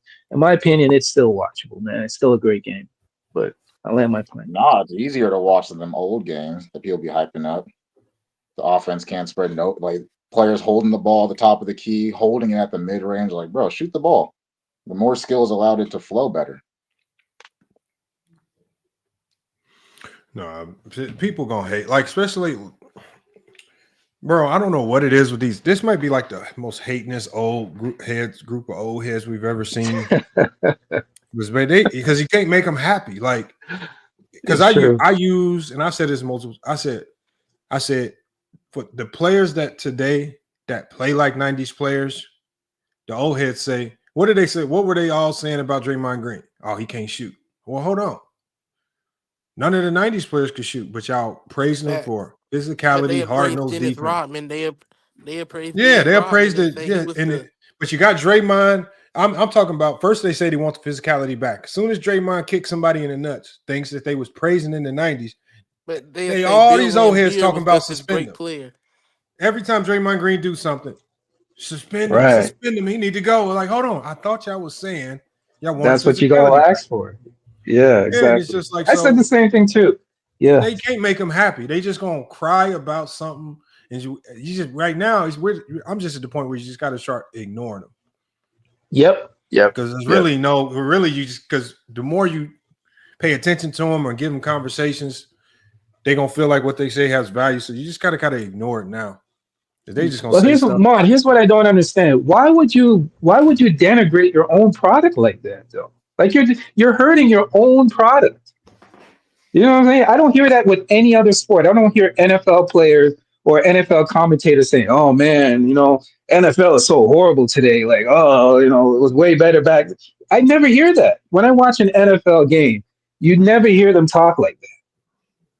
But when they say the stuff was better back then, they only talking about Jordan. Because when you watch, it's not their product anymore. That's why. When you watch everybody else, it really wasn't all that great. Because Infamous, haven't you noticed they say that they'll never say it, but some of them let it start to seep out. I think a lot of it's just jealousy. These players can, yes, they have more accessibility to things. They're more famous, more notoriety, more money. I mean, literally, better everything, better treatment from the organizations, better accommodations. They take their health more seriously because now you have load managing, so guys aren't playing injured. So now their careers are so everything that these players are doing now is what these older players wish they would have had. You know what it comes down to, Lamont? One key word: power. Today's players have more power than the old players had. The old players like, hey, you're injured, get out there and play. We don't care if you're injured, get out there. Now these new players can say, no, I don't want to play. No, I don't have to do this. I don't have to do that. I want to be traded. I want to move. Like the power dynamic has completely shifted. The players hold more power than the owners. So back then it was a different story. The owners had more power and more leverage. So I think that's maybe where the jealousy comes in. Is like, damn it, we wish we had the same power that today's players had back then. But the one thing I hate about when they talk about today's game versus back then, they always say someone created a super team stuff, all of that, KD. But then when you look at who guys back then played with, the Showtime Lakers, the Celtics, Moses Malone, and Dr. J, it's like they forget about all the super teams. No, they don't forget. It's blatant hypocrisy. That's it. They know all about NBA history. Super team is only a problem when it's involving LeBron. That's what I noticed, man. Super team is only an issue when it's LeBron. Trust me. LeBron and KD. Like, they say LeBron. There were always super teams before LeBron. There were super teams before LeBron. Come on now. Yeah, they say all that, but like they don't even they don't see that other team. Like when they talk about like the best teams of all time, they never mention like a Heat 2013 and Cavs. They always say Celtics, Bulls, Lakers. But LeBron facts. Peace out, Lamont. I look up the definition of a super team. If you look up the definition of a super team is three or more. Yeah, the definition of a super team is 3 or more superstars. No, it's not. 3 or more superstars in their prime. There's no definition. It's on a just team. whatever they want to say. No, I'm saying that's a dictionary definition. I don't believe in super teams, but I'm saying if you look it up, that's what you'll see. I was on Ticket Channel one day. I was like, "What's a super team?" The guy was like 3 All-Stars. So I was like, "So that means just when Chicago Bulls had DeRozan, Zach LaVine, and Vucevic, that's a super team?" No, that's not a super exactly. team. It's just like so then they start they pick and choose when they want to label stuff. Whatever fits the narrative. That's exactly what it is. Whatever fits the narrative for that particular conversation where they want to hate. And then they won't be consistent. Like they say it's about the All-Star, and then you mention, hey, other teams that, LeBron wasn't on had more All-Stars, more Hall of Famers, and then they just go to those put together organically and all that stupid shit they be saying. There's nothing organic about the NBA. Like, man, bro, I don't know where they grew up playing this old soft friendship basketball where everything has to be balanced and equal. But from high school on up, like even for anybody that played high school ball, we all knew that one high school that had all the best players. That stacked it, in college. For the longest time before the NIL came around, it was the Dukes, the Kansas, the UCLAs, all the blue. That's why they called them blue bloods, because they got all the 5 stars. They were always Kentucky when Calipari was getting all them 5 stars. Did nobody say he need to stop stacking the deck? He would have 5 stars on top of 5 stars. He had so many 5 stars. He had Devin Booker coming off the bench. You know how many 5 stars you got to have Devin Booker coming off the bench in college? Damn. I mean, come on. But you can even make it to playground basketball. If I play playground basketball, I'm picking the best players on my team. Like what? Like, come on, man. Like, what's the problem with that? You pick the best players, you line them up and say, okay, I'll take that guy, you take that guy. I'm picking the best to run with. Like my high school team was trash, so I just went to the stacked AAU team. It's cool. Played much better basketball there with other people that could, No, you got to get it from the mud. No, you got to pick the worst players and get it from the mud. That's what they want you to do, man. You can't do it that way. It's not right. We got Lord of the Fifth. Hey, Lord of the Fifth. Hey, I'm gonna drop the link for you. You seem like a Kobe fan because you got 824 in your name. Oh, y'all Kobe fans is delusional than a motherfucker, man. What does that comment even mean? I don't know. I don't know. That's what I'm saying. I'm gonna drop the link to let them explain it because they say so. The stuff that they say is so dumb. I can't even really explain it. Or maybe they can explain it better. No, they can't, but they'll try. This is probably we can almost bet they're probably gonna talk about 2011.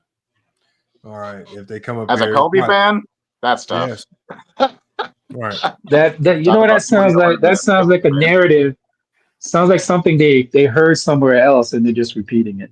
That's usually what a lot of people do. They hear these narratives and then they try to repeat it on other channels. But when y'all know what Kobe fans remind me of, like the Kobe fans now, they remind me of Kwame Brown on YouTube, just playing like fake victim, like they run around pretending, like because you know how Kwame Brown pretends like he's getting all this hate and he's the victim, and Kobe fans just want to be the victim and hate it so bad, like.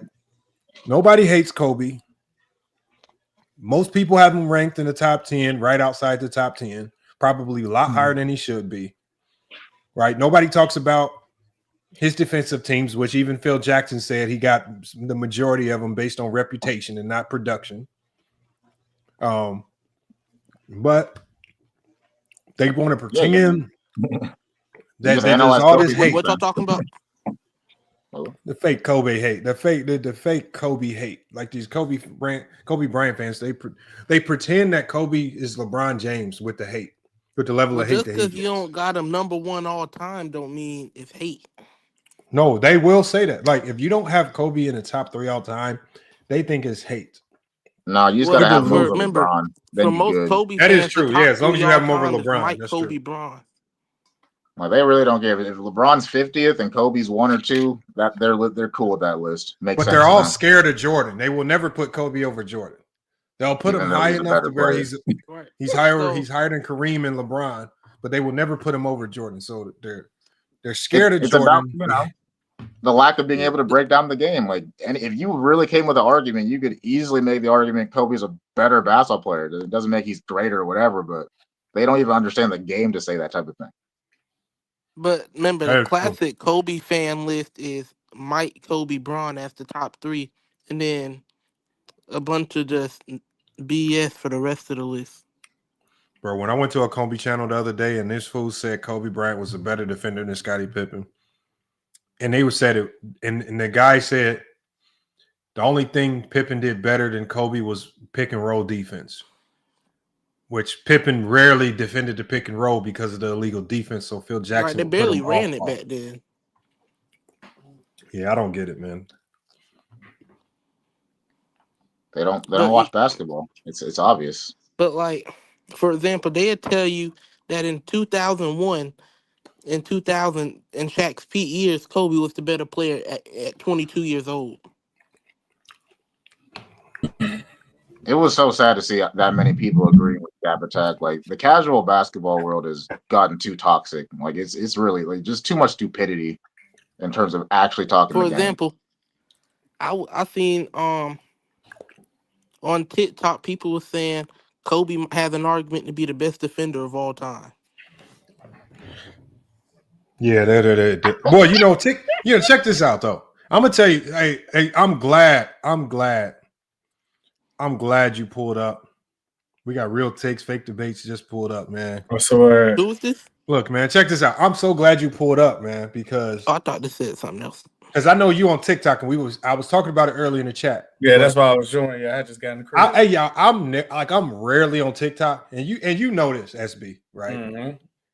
But I went and just started scrolling through TikTok, bro. I see why they about to shut that motherfucker down. Bro, TikTok is savage, bro. I messed around and got hung up on a thread of D Wade and Zaya Wade. Oh my god! Yeah, now TikTok different. But it's a lot of things. I had to screen. Look, I'm gonna read some of these, bro. I'm gonna put some on the screen. Like I'm gonna put these on, bro. There is some bullies over there on TikTok. They are. Oh my god, bro! But I was dying laughing at the same time. That's how savage it is, too.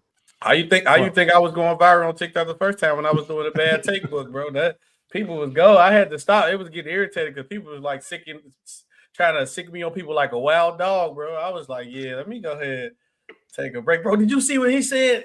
Get him, SB. No. I be like, nah, don't get him. Bro, TikTok is savage. I was gonna bring it back, but they finna shut it down. I'm talking about they was doing when D Wade said Zaya Wade was crying to sleep every night. Oh yeah, if he was on TikTok, or his daughter, whoever she is, if she was on TikTok, that's why. I'm almost guaranteeing it, man. Because TikTok, it's three things why they really finna try to shut down TikTok. One is because of how quick somebody can get viral and famous on there. Like a lot of people, you just see, even Jello's song that just went viral now went viral because of TikTok and the clips. But they scared of like, okay, serious note, like somebody like Keith Lee, right? Keith Lee can go, say if LeBron opened a restaurant, LeBron just be like, man, look, my restaurant ain't making no sales. Keith Lee pop up. Now all of a sudden a restaurant booming. They be scared of like, can somebody, the right person, get the right type of power? Then they worry about political things. Then you got to worry about the money situation because a lot of people was making money on TikTok, especially TikTok Shop. And then the TikTok Shop, for example, too, what the TikTok Shop taking money from? The Amazons, all the online sales. They moving the middleman. So it was like a lot of, they try to say the data thing, but it's really about money and power because they don't want nobody to get too powerful. Lamont get too powerful on TikTok. Now everybody following what Lamont say. Now next thing you know, that could change a vote dynamic. Anything like that. Hey, Lamont say, don't nobody go to this restaurant or nobody go to this business. Now he out of business. And so they people get too powerful on TikTok. So here, I'm going to show you. So if they shut TikTok down. Oh, yeah. And then you can say what you want. Then don't talk about like the rabbit hole and stuff. Like if you search up one thing, then your whole feed will turn to that. They search information. Oh, my God. Yeah. Bro, because I looked up, the reason why I got hung up on the D-Wade, Zaya Wade thread, right, is because I was watching Jeff Teague and them podcast. And I know you seen the clip of them dying laughing, talking about TikTok that made a clip talking about this how D-Wade teaching Zaya how to dribble.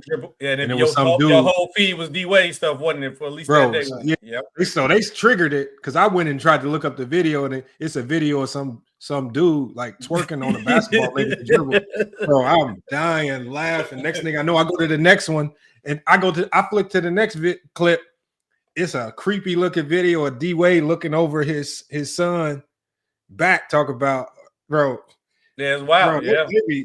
They be saying some wild stuff on there, bro. They be wild, because then people figured out like the term that serves the TikTok, where it's like how you can say what you want to say, but like kind of say it like in the right way. So that's another thing too, because a lot of people you get away with saying whatever on TikTok if you say it in the right way. You know, there's a lot of people that I'm about to show y'all these 3 images, but these was actually videos. I only screenshot it. Mm-hmm. Right. That's how they take the screenshots in on the video. But I'm saying I screenshot the video, but the videos was making it funnier because they had the music and all the extra stuff with it. Oh, let me put this on here. Was it like one of them highlight videos and it started out? Nah, just like meme type videos. Hold on, because I'm hung up on that whole Zaya and Dwayne Wade thread. But I was dying laughing. I was like, they are savage over here. Your phone heard you now, so don't worry, it's going to be down your feed again because your phone heard you. Bro, I had to turn my TikTok notifications off. Mm-hmm. I turned them off because I'm talking about, and then they'll do fake stuff just to get you to go to the app. It'll be like somebody mention you. Yeah, like fake notifications don't even be really real. They'll just throw some fake weird notification up just to get you to go in the app. And then you know how it is. You done got to scrolling. Next thing you know, the next 10 minutes you scrolling and don't even realize it. Mm-hmm. That's how they get you. Every time, such and such viewed your profile. Now you got to go see, wait, what's on my page that somebody viewing? I still got old videos from like 2 years ago still going viral on TikTok. Oh, hold on. Now, how come y'all didn't? I got to do them one at a time. You know what I'm saying? You want to have Zaya Wade out here dribbling the basketball. Bro, if y'all saw that video, if y'all haven't seen that clip with Jeff Teague and them. Oh, bro, hilarious. I was dying laughing, man. Nah, they got it on lock for the podcast right now. I ain't gonna lie. Bro, I screenshot these, bro. Here go the first one. Hold on. Bro, this is imagine watching the son of your former teammate drop 30 and yours just taking DIH. They wildin'. They talk about D Wade and Zaya Wade. Then hold on, here go the other one. Zaire Wade in bed traumatized after walking in on Zaya taking a Hey, wow, bro. Oh, another one right here, man. Jesus Christ, they savage. He definitely said Zaya probably taking dick in the back right now. They wildin', bro. Bro, I mean, it's savage, crazy, bro. Oh, yeah, bro, TikTok is crazy. Bro, hey, all I'm gonna tell you, don't go down that Magic Johnson son feed, bro. Oh, I already know they killing. Don't do it. Bro, it'd be so funny. That's what make them addicting, though, man. It'd be so funny. You be on that laughing. Dying, and I'm not supposed to be laughing. I mean, here's that. I'm gonna show you this website too. Now, before you get out of here, SB, I'm gonna tell you, this is very minimum effort, easy money. Okay, like, man, I like very. So I'm gonna tell you this. This is how I know because I'm about to go crazy with it this month, and I'm gonna maximize it, see how much money I can make. So this company hit me up about a week ago. Mm-hmm. And they was like, we want you to sign up. And they said, when you sign up, you can also upload. But what they do is it connects to your YouTube page, and everything that you have on YouTube, it'll start to slowly populate it. It'll start populating it over to their site. You don't have to do it yourself. I guess they have a system in place that just slowly, and it takes a while because especially if you got a lot of videos, so it could take a week for everything to populate fully over, but it will ultimately get all of your content from YouTube and then populate it over here. I just had it populated all my videos, and I had my videos over on their platform because I think the pay period ended on the so I populated all my content on the 31st. Mm-hmm. And then the pay period ended on the 1st of the month. So just for that little small time before January 1st, which was probably like 8 hours, just a few videos that I had shifting over there already, I made 50. Like, and they don't wait. The ad revenue, you don't have to. You're monetized immediately. Right? Oh yeah, I need to get on that. I made $58. Right? Oh, in the day? Oh, that's hold on. Let me show you. I'm gonna share my screen. I'm gonna show you. I'm gonna put the link in the private chat for you because you know all you had to do is create it and make sure you use the same account that's a link to your YouTube account. Email. Is it say email? Yeah, because you have to connect accounts with your Gmail. I'm gonna put it in the private chat for you. Yeah, here it is right here. This is the website right here. I'm about to share my screen so you can see it. Yeah, I'm finna go. Because it looked just so it's basically the Chinese version of YouTube. Oh shit! Let me share my screen. I'm finna go ahead and do that right now. Then look at this. Look at this right here. So all my content is now populated over here, right? Right.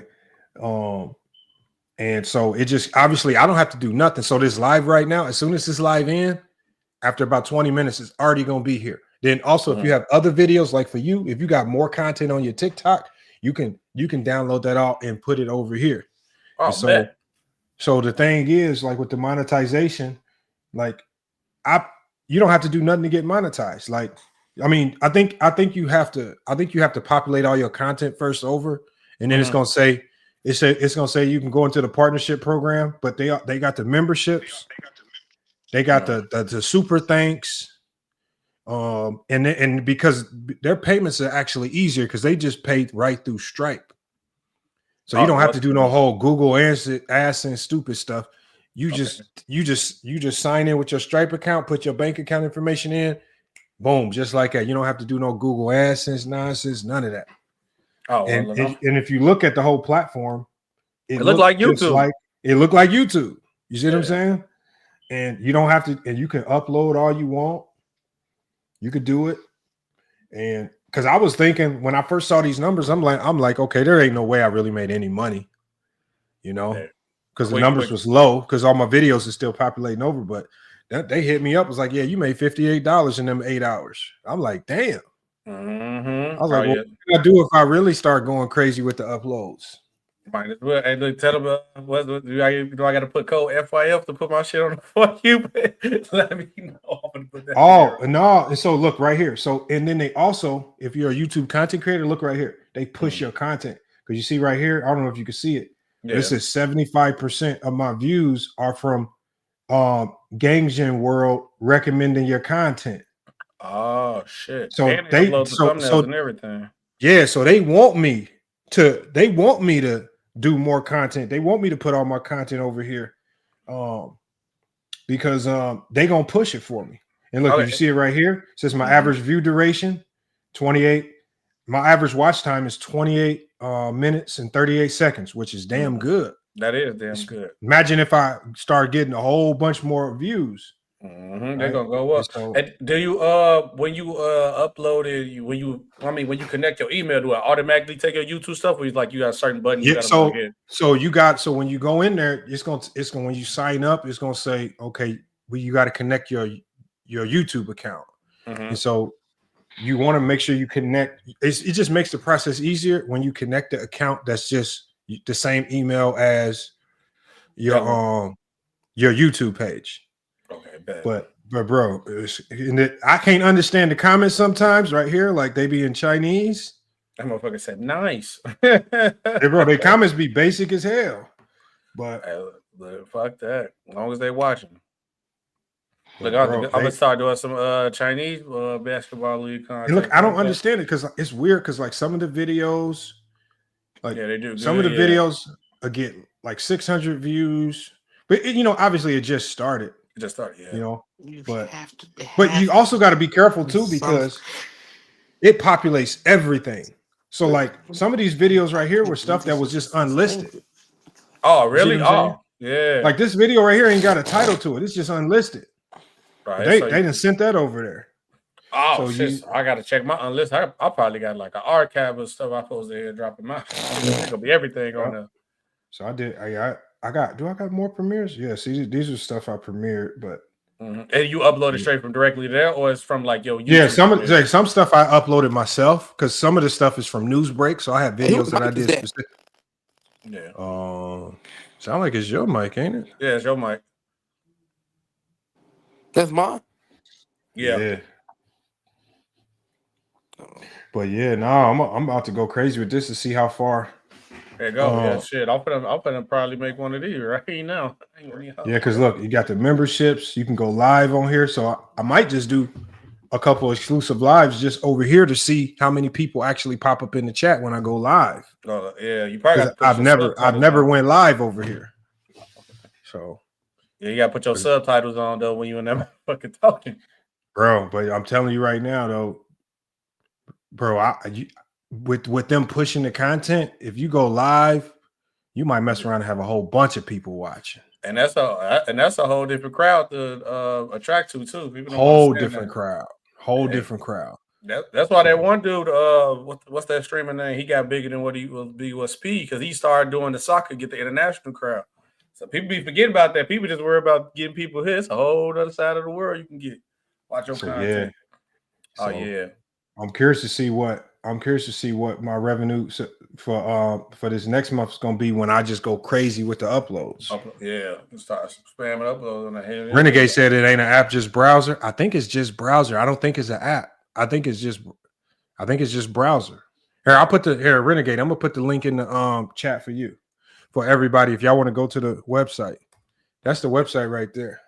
Yeah, it's in the chat. I'm gonna make this account right now. Yeah, and honestly, I'm looking at the content that's on the page. This regular stuff, and it's in English too. I ain't gonna hold you. A lot of stuff regular, it look just like YouTube. I'm seeing stuff about fighting, just like YouTube. I've seen gameplay stuff. Oh yeah. And so another good thing that they do though is when you start uploading content on there, you making money, right? So you know how with YouTube, when you get monetized, you just start making money from that point forward. On this site, you start making money. You just can't get the money until your monetization goes through. Oh, okay. See what I'm saying? So it's just sitting there building up until you get monetized. You must be on the way early because I just got recommended a short. It say this Atlanta Falcons got a channel on this page. Bro, I'm telling you right now though, I think it's like a little hidden secret right now. Oh yeah, because sometimes it's best to get on the way early because that'd be easier for the monetize than you already be in the system early too. Because when I got the email from I got an email from them saying, yeah, we think you would be good for monetization. And I'm like, what is this? I clicked on it, and when I saw how easy, I was like, well, let me go ahead and go ahead and see what it's doing, man. But yeah, it sent it over. Yeah, you gotta be careful with them emails too, though. Sometimes because I've been getting a couple of them too.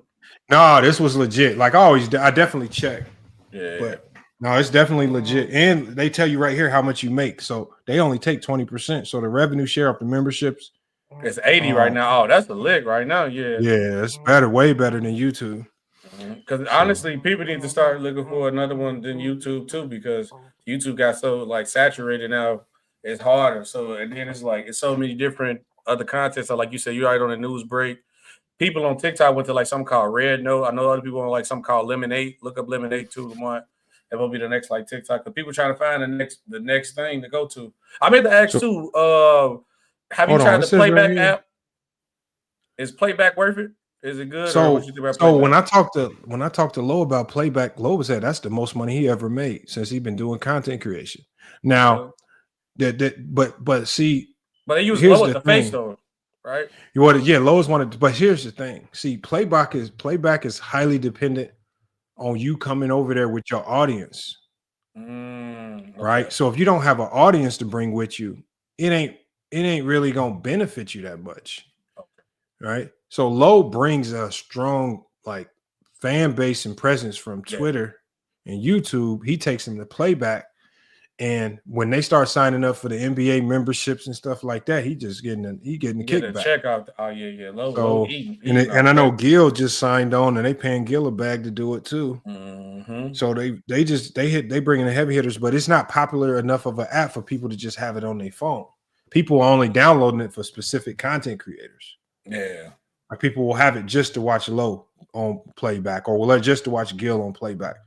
Like you ain't just watching it just to follow any random. So unless you get plugged. Look, I definitely seen. I think Lowe was just on there with Gil not too long ago, and then I think Player Choice just did it with Gil too. So yeah, because they're gonna. So what they do is like for the bigger content creators, they do something called putting you on the main stage, where they just feature your profile. Like as soon as you turn on the app, everybody sees you. So they're more than likely gonna click you and go straight to yours. So that's what it is right there. But I mean, I like it. I mean, I like the concept of it. For like people like Gil and Lowe, I would say it's good. But I mean, because they both like Gil has 1 million followers on IG. And he already certified, so it's easier. But like you said, because I think it's like when I looked at it, like you gotta have like a room. And everybody join your room or some shit like everybody that. Join your room, and it's just like, bro, if you can't get people to join your room, ain't no point making. So those sites like that, to me, I feel like they're a little sneaky because they trying to blow themselves up by bringing in everybody else's fan base to one central area. You see what I'm saying? Yeah. So they just centralizing it, but it's only beneficial to people with big fan bases already. It's like they trick the smaller guys when the smaller people see them doing it. Okay, let me go over there and try it. But so the smaller guys probably making crumbs. While the people at the top, they generally like if somebody was telling me about Twitch, there's like what happens with Twitch is everybody goes to the biggest streamer. The biggest streamer. So like you come over there with your 15 followers. Your 15 followers should start seeing Gil and Lowe and Players Choice go live. Well, that's their fans now. They gone. Yeah, they go. They go. They go. Like, hey, we'll come back and holler at you, bro. Y'all competing for the same viewership time because y'all covered NBA games. So who you gonna watch the NBA game with? The NBA players, Lowe, and and the big streamers, or they gonna come and watch it with you? You see what I'm saying? Yeah, that makes sense. It's I like it. I definitely think it's good, but I'm just trying to find like the unorthodox, like the new companies coming up out the woodworks, out the blue, and with TikTok about to go down. If I can get established on somewhere else, because people are gonna be desperately scrambling looking for somewhere else to go.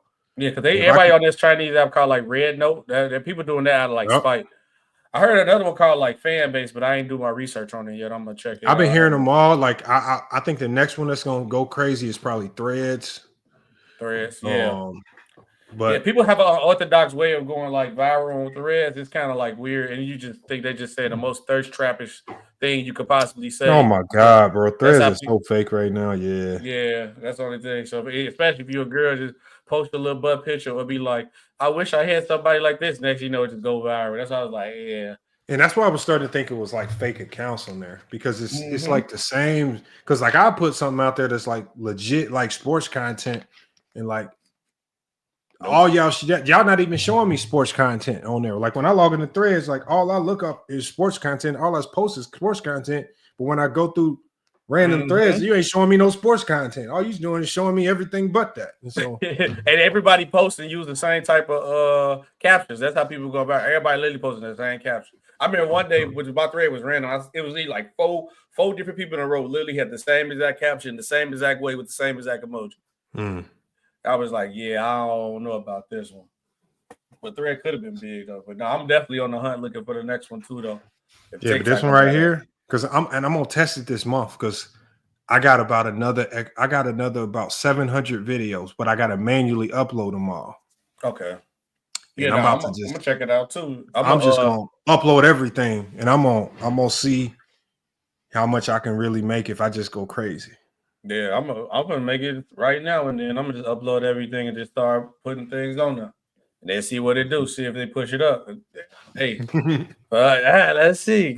Bro, I didn't even do much. Like, especially like if you just like do your old live streams and your old videos. I'm talking about.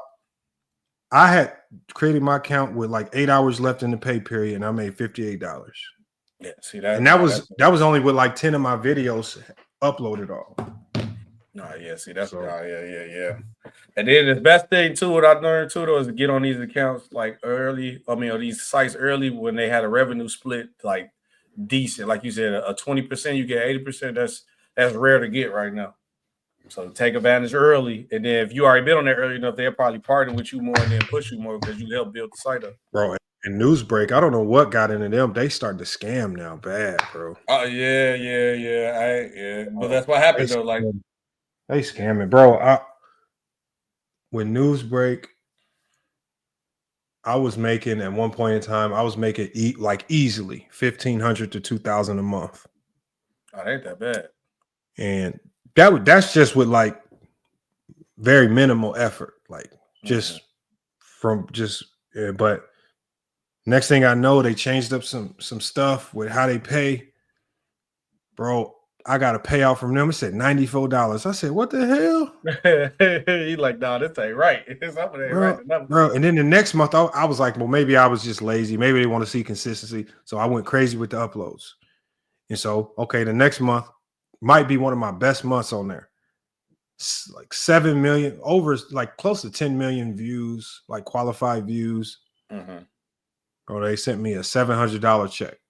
Oh, they wild. And I was like, okay, 700 still ain't really that bad. Like it could be better, but it's 700. You take it. Then the next month, I think I did even more views. They sent me a $400 check. And I'm like, how did I do more views? Mm-hmm. These are all qualified in-app users, but you pay me less. And then it just kept going down and down. And it's just like. Yeah, I remember getting an email from him because I was like, when I started back, I was like, man, I'm going to start uploading my stuff on Newsbreak. And then I was like, I had one video that did decent. And then I had got that thing about they changed them. I was like, yeah, nah, I already know what this going to be. Ain't no point in you uploading no more. Yeah, when they changed the way they monetize, because now, like, oh, yeah, they just, they being shy. Because I tried to email them, like, bro, you guys got to explain to me how y'all do y'all RPM. I was like, it don't make sense for me to get more views, more impressions, more watch time, but I make less. That's money that don't make no sense. I was like, well, the math ain't mathing on that. It ain't mathing at all, bro. At all. Like, I think this last month I did 4 million views, $212 or something like that. Oh yeah, no. Which before in the past, 4 million views at minimum 1,800, 1,900 at minimum. So yeah, get up out. Because it is at the end of the day, it's easy money. So I'm always gonna leave content on there. So I'm not gonna leave it. But as far as putting a lot of time and focus into it, that's not happening. Yeah, just be like, I'm upload this here since I'm uploading everywhere. But I am gonna fuck with this Gang Gen world. I'm definitely gonna mess with them. Yeah, no, I'm gonna make my account now tonight. Might as well. Gonna see what they do. If they hit for it, then I'm gonna rock with it. I'm about to upload over the next probably 15 days before the next pay period end. I'm gonna try to upload at least 500 to 600 videos. On Gang Gang. Yeah, because I got a whole bunch of content that ain't even on YouTube. It's mostly over on Newsbreak, and I'm just gonna be I'm gonna just repurpose all that content over on Gang Gen World. And did they even what they do? I know Newsbreak they were doing something for the articles too. Did they actually give you something for the articles or no? I mean, but see, I don't understand how they pay for the articles because when I started on Newsbreak as a video content creator, so I was always getting paid for videos. So every time I did an article, it would just say $0.00. It wouldn't show I made anything off the article, even on the articles that did well. So I don't know how they pay for articles. I feel sorry if you're a writer on there because it seems like they're gonna do you bad. Yeah, I think sometimes people be writers too because I've been in the process of looking like actually getting to like sport reporting because I was gonna probably do it for myself when I get a media pass Chicago sports, but I was like maybe I had like a legit company on my resume that'll be decent and it'll help to get better guests all the time or anything like that. But I was looking up. You ever heard of Sports Key, right? That little website, the news site. I know they got like an affiliate program. You should check it out. I was gonna look into it. I guess they was like if you share their stories or something, and I guess if you get people to look at something, you get money for it. I don't know how it really works. I know some of them sites be doing like affiliate program or they be working with people with the, like, I guess if you like do something on their stories or post it, I don't know. Now the only other app that I use that actually is pretty legit. It's called here, I'll log into it so you can see it here.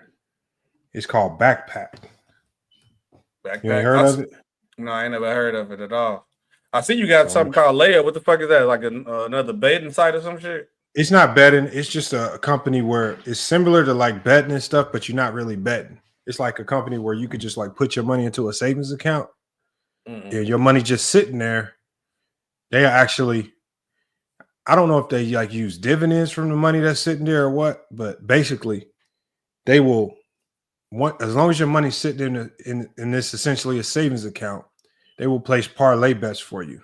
So if you, let's say you have $100 in there and they'll place parlay bets. If the parlay bet hit, then you'll probably win like $15, $16. Oh, okay.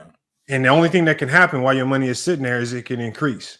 So the only thing is they pick the parlays, they pick all the bets. You just got to sit there and hope that some of the parlays and bets they hit. But it's kind of like a savings account that just naturally grows with them hitting parlays. And they don't. You're gonna lose if they miss. You can't lose money. You can't lose no money. So you just let your money sit there. It'll grow like your 100. And you put 100 in there. Let's say you want to sit $100 aside. You can literally put 100 in there. At the end of the week, it'll probably be like 127.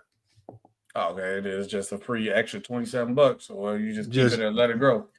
Yeah, but it's just like it's just sitting there. You can't lose it. It won't ever go below 100. It's always going to be at 100 or more. Oh, okay, man. But here I'm gonna show you this one site right here. I haven't got paid on it yet. Here, I'm gonna show you. Let me share my screen. But basically, this is for the music for your shorts and stuff. Oh, okay. You got. But they'll pay you. They'll pay you to use their music. Oh, okay. And you just post a short. And you just post a short. So really, right here. So I haven't done enough in shorts. But basically, it has all this music right here. And it has different moods and stuff like that. You can choose all that. So basically, when you're about to do a short, you just want to when you think you have a short that you have ready to go, you just click use. You click this, and you can go straight to the YouTube video and click use sound, or you could just download the video and just have it saved and use the sound. But yeah, just use their music and they'll pay you. Oh shit! All right. Do you upload it on their site or anywhere else? You upload it on YouTube, TikTok, anywhere, all social media. So the way you upload it is right here. You connect your channels where you're gonna upload it, and they'll monitor it. So I haven't done enough. I think I've only used like 2-3 sounds. So I feel like this is for people that create a lot of shorts. But you can connect multiple channels too. So you can connect your YouTube, your TikTok, all your accounts. You can connect all your accounts, so it can. Every time that sound gets dinged, instead of doing a copyright, it's gonna be like, okay, this is an authorized user of this sound, and then it's gonna start counting that money up for you. We need that, especially if TikTok's there around. But we gonna have to see though. Yep. So I don't know. I know the other app was the one, like I said, the next one everybody trying to go to. I guess it's the same people from TikTok make it, so I don't know how this next one gonna last. But the smart thing they did for like Lemonade, if you make a Lemonade account, everybody who following you will still follow you. I'm trying to think. I downloaded it. Yeah, I already got like 200 some followers. I had just made the account. No, that's how Threads was. Oh, really? Where like it brought your IG people over? Bro, when like I did Threads, man, and next thing I know, bro, all my phone was doing, it was like ding, ding, ding, ding. It just kept going off. I'm like, what the heck? And I told Gil, I hit him up. I was like, Gil, you should get Threads. And I was like, yours might be 10 times worse than mine. I said, you got 1 million on IG. He said his phone was going off for like the next 6 hours. Yeah, I would never did. Yeah, he got too much. I seen another one that looked just like TikTok too. It might go up. It's called like Clapper. It's literally look just like TikTok. It's literally like the same algorithm. See, I mean, they sold me. Game Gen World sold me because they just got straight to the money. Yeah, like they didn't waste no time. They did all the work as far as getting the content over, and then when it was time to get paid, they just shot the email saying, "Okay, you earned $58. It's already sent. Don't even worry about it." I'm like, "Okay, I mess with you." Yeah, you said you got to make a what account to get paid? Is it a Stripe or just connect your bank? No, so it's like integrated in there. So hold on, let me show you. I'm gonna show you mine so you see it.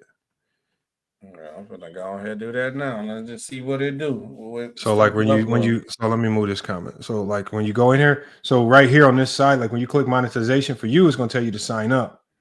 So on your dashboard, it's gonna be on the side right here. So you need 100 followers and you need 100 watch time hours to get monetized.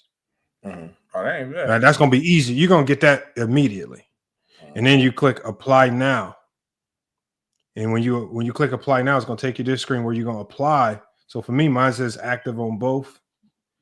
And then you get paid. It says Stripe Connect Express Dashboard. So you got to set up. And so basically, when you click on it, it's just gonna walk you through some real quick stuff.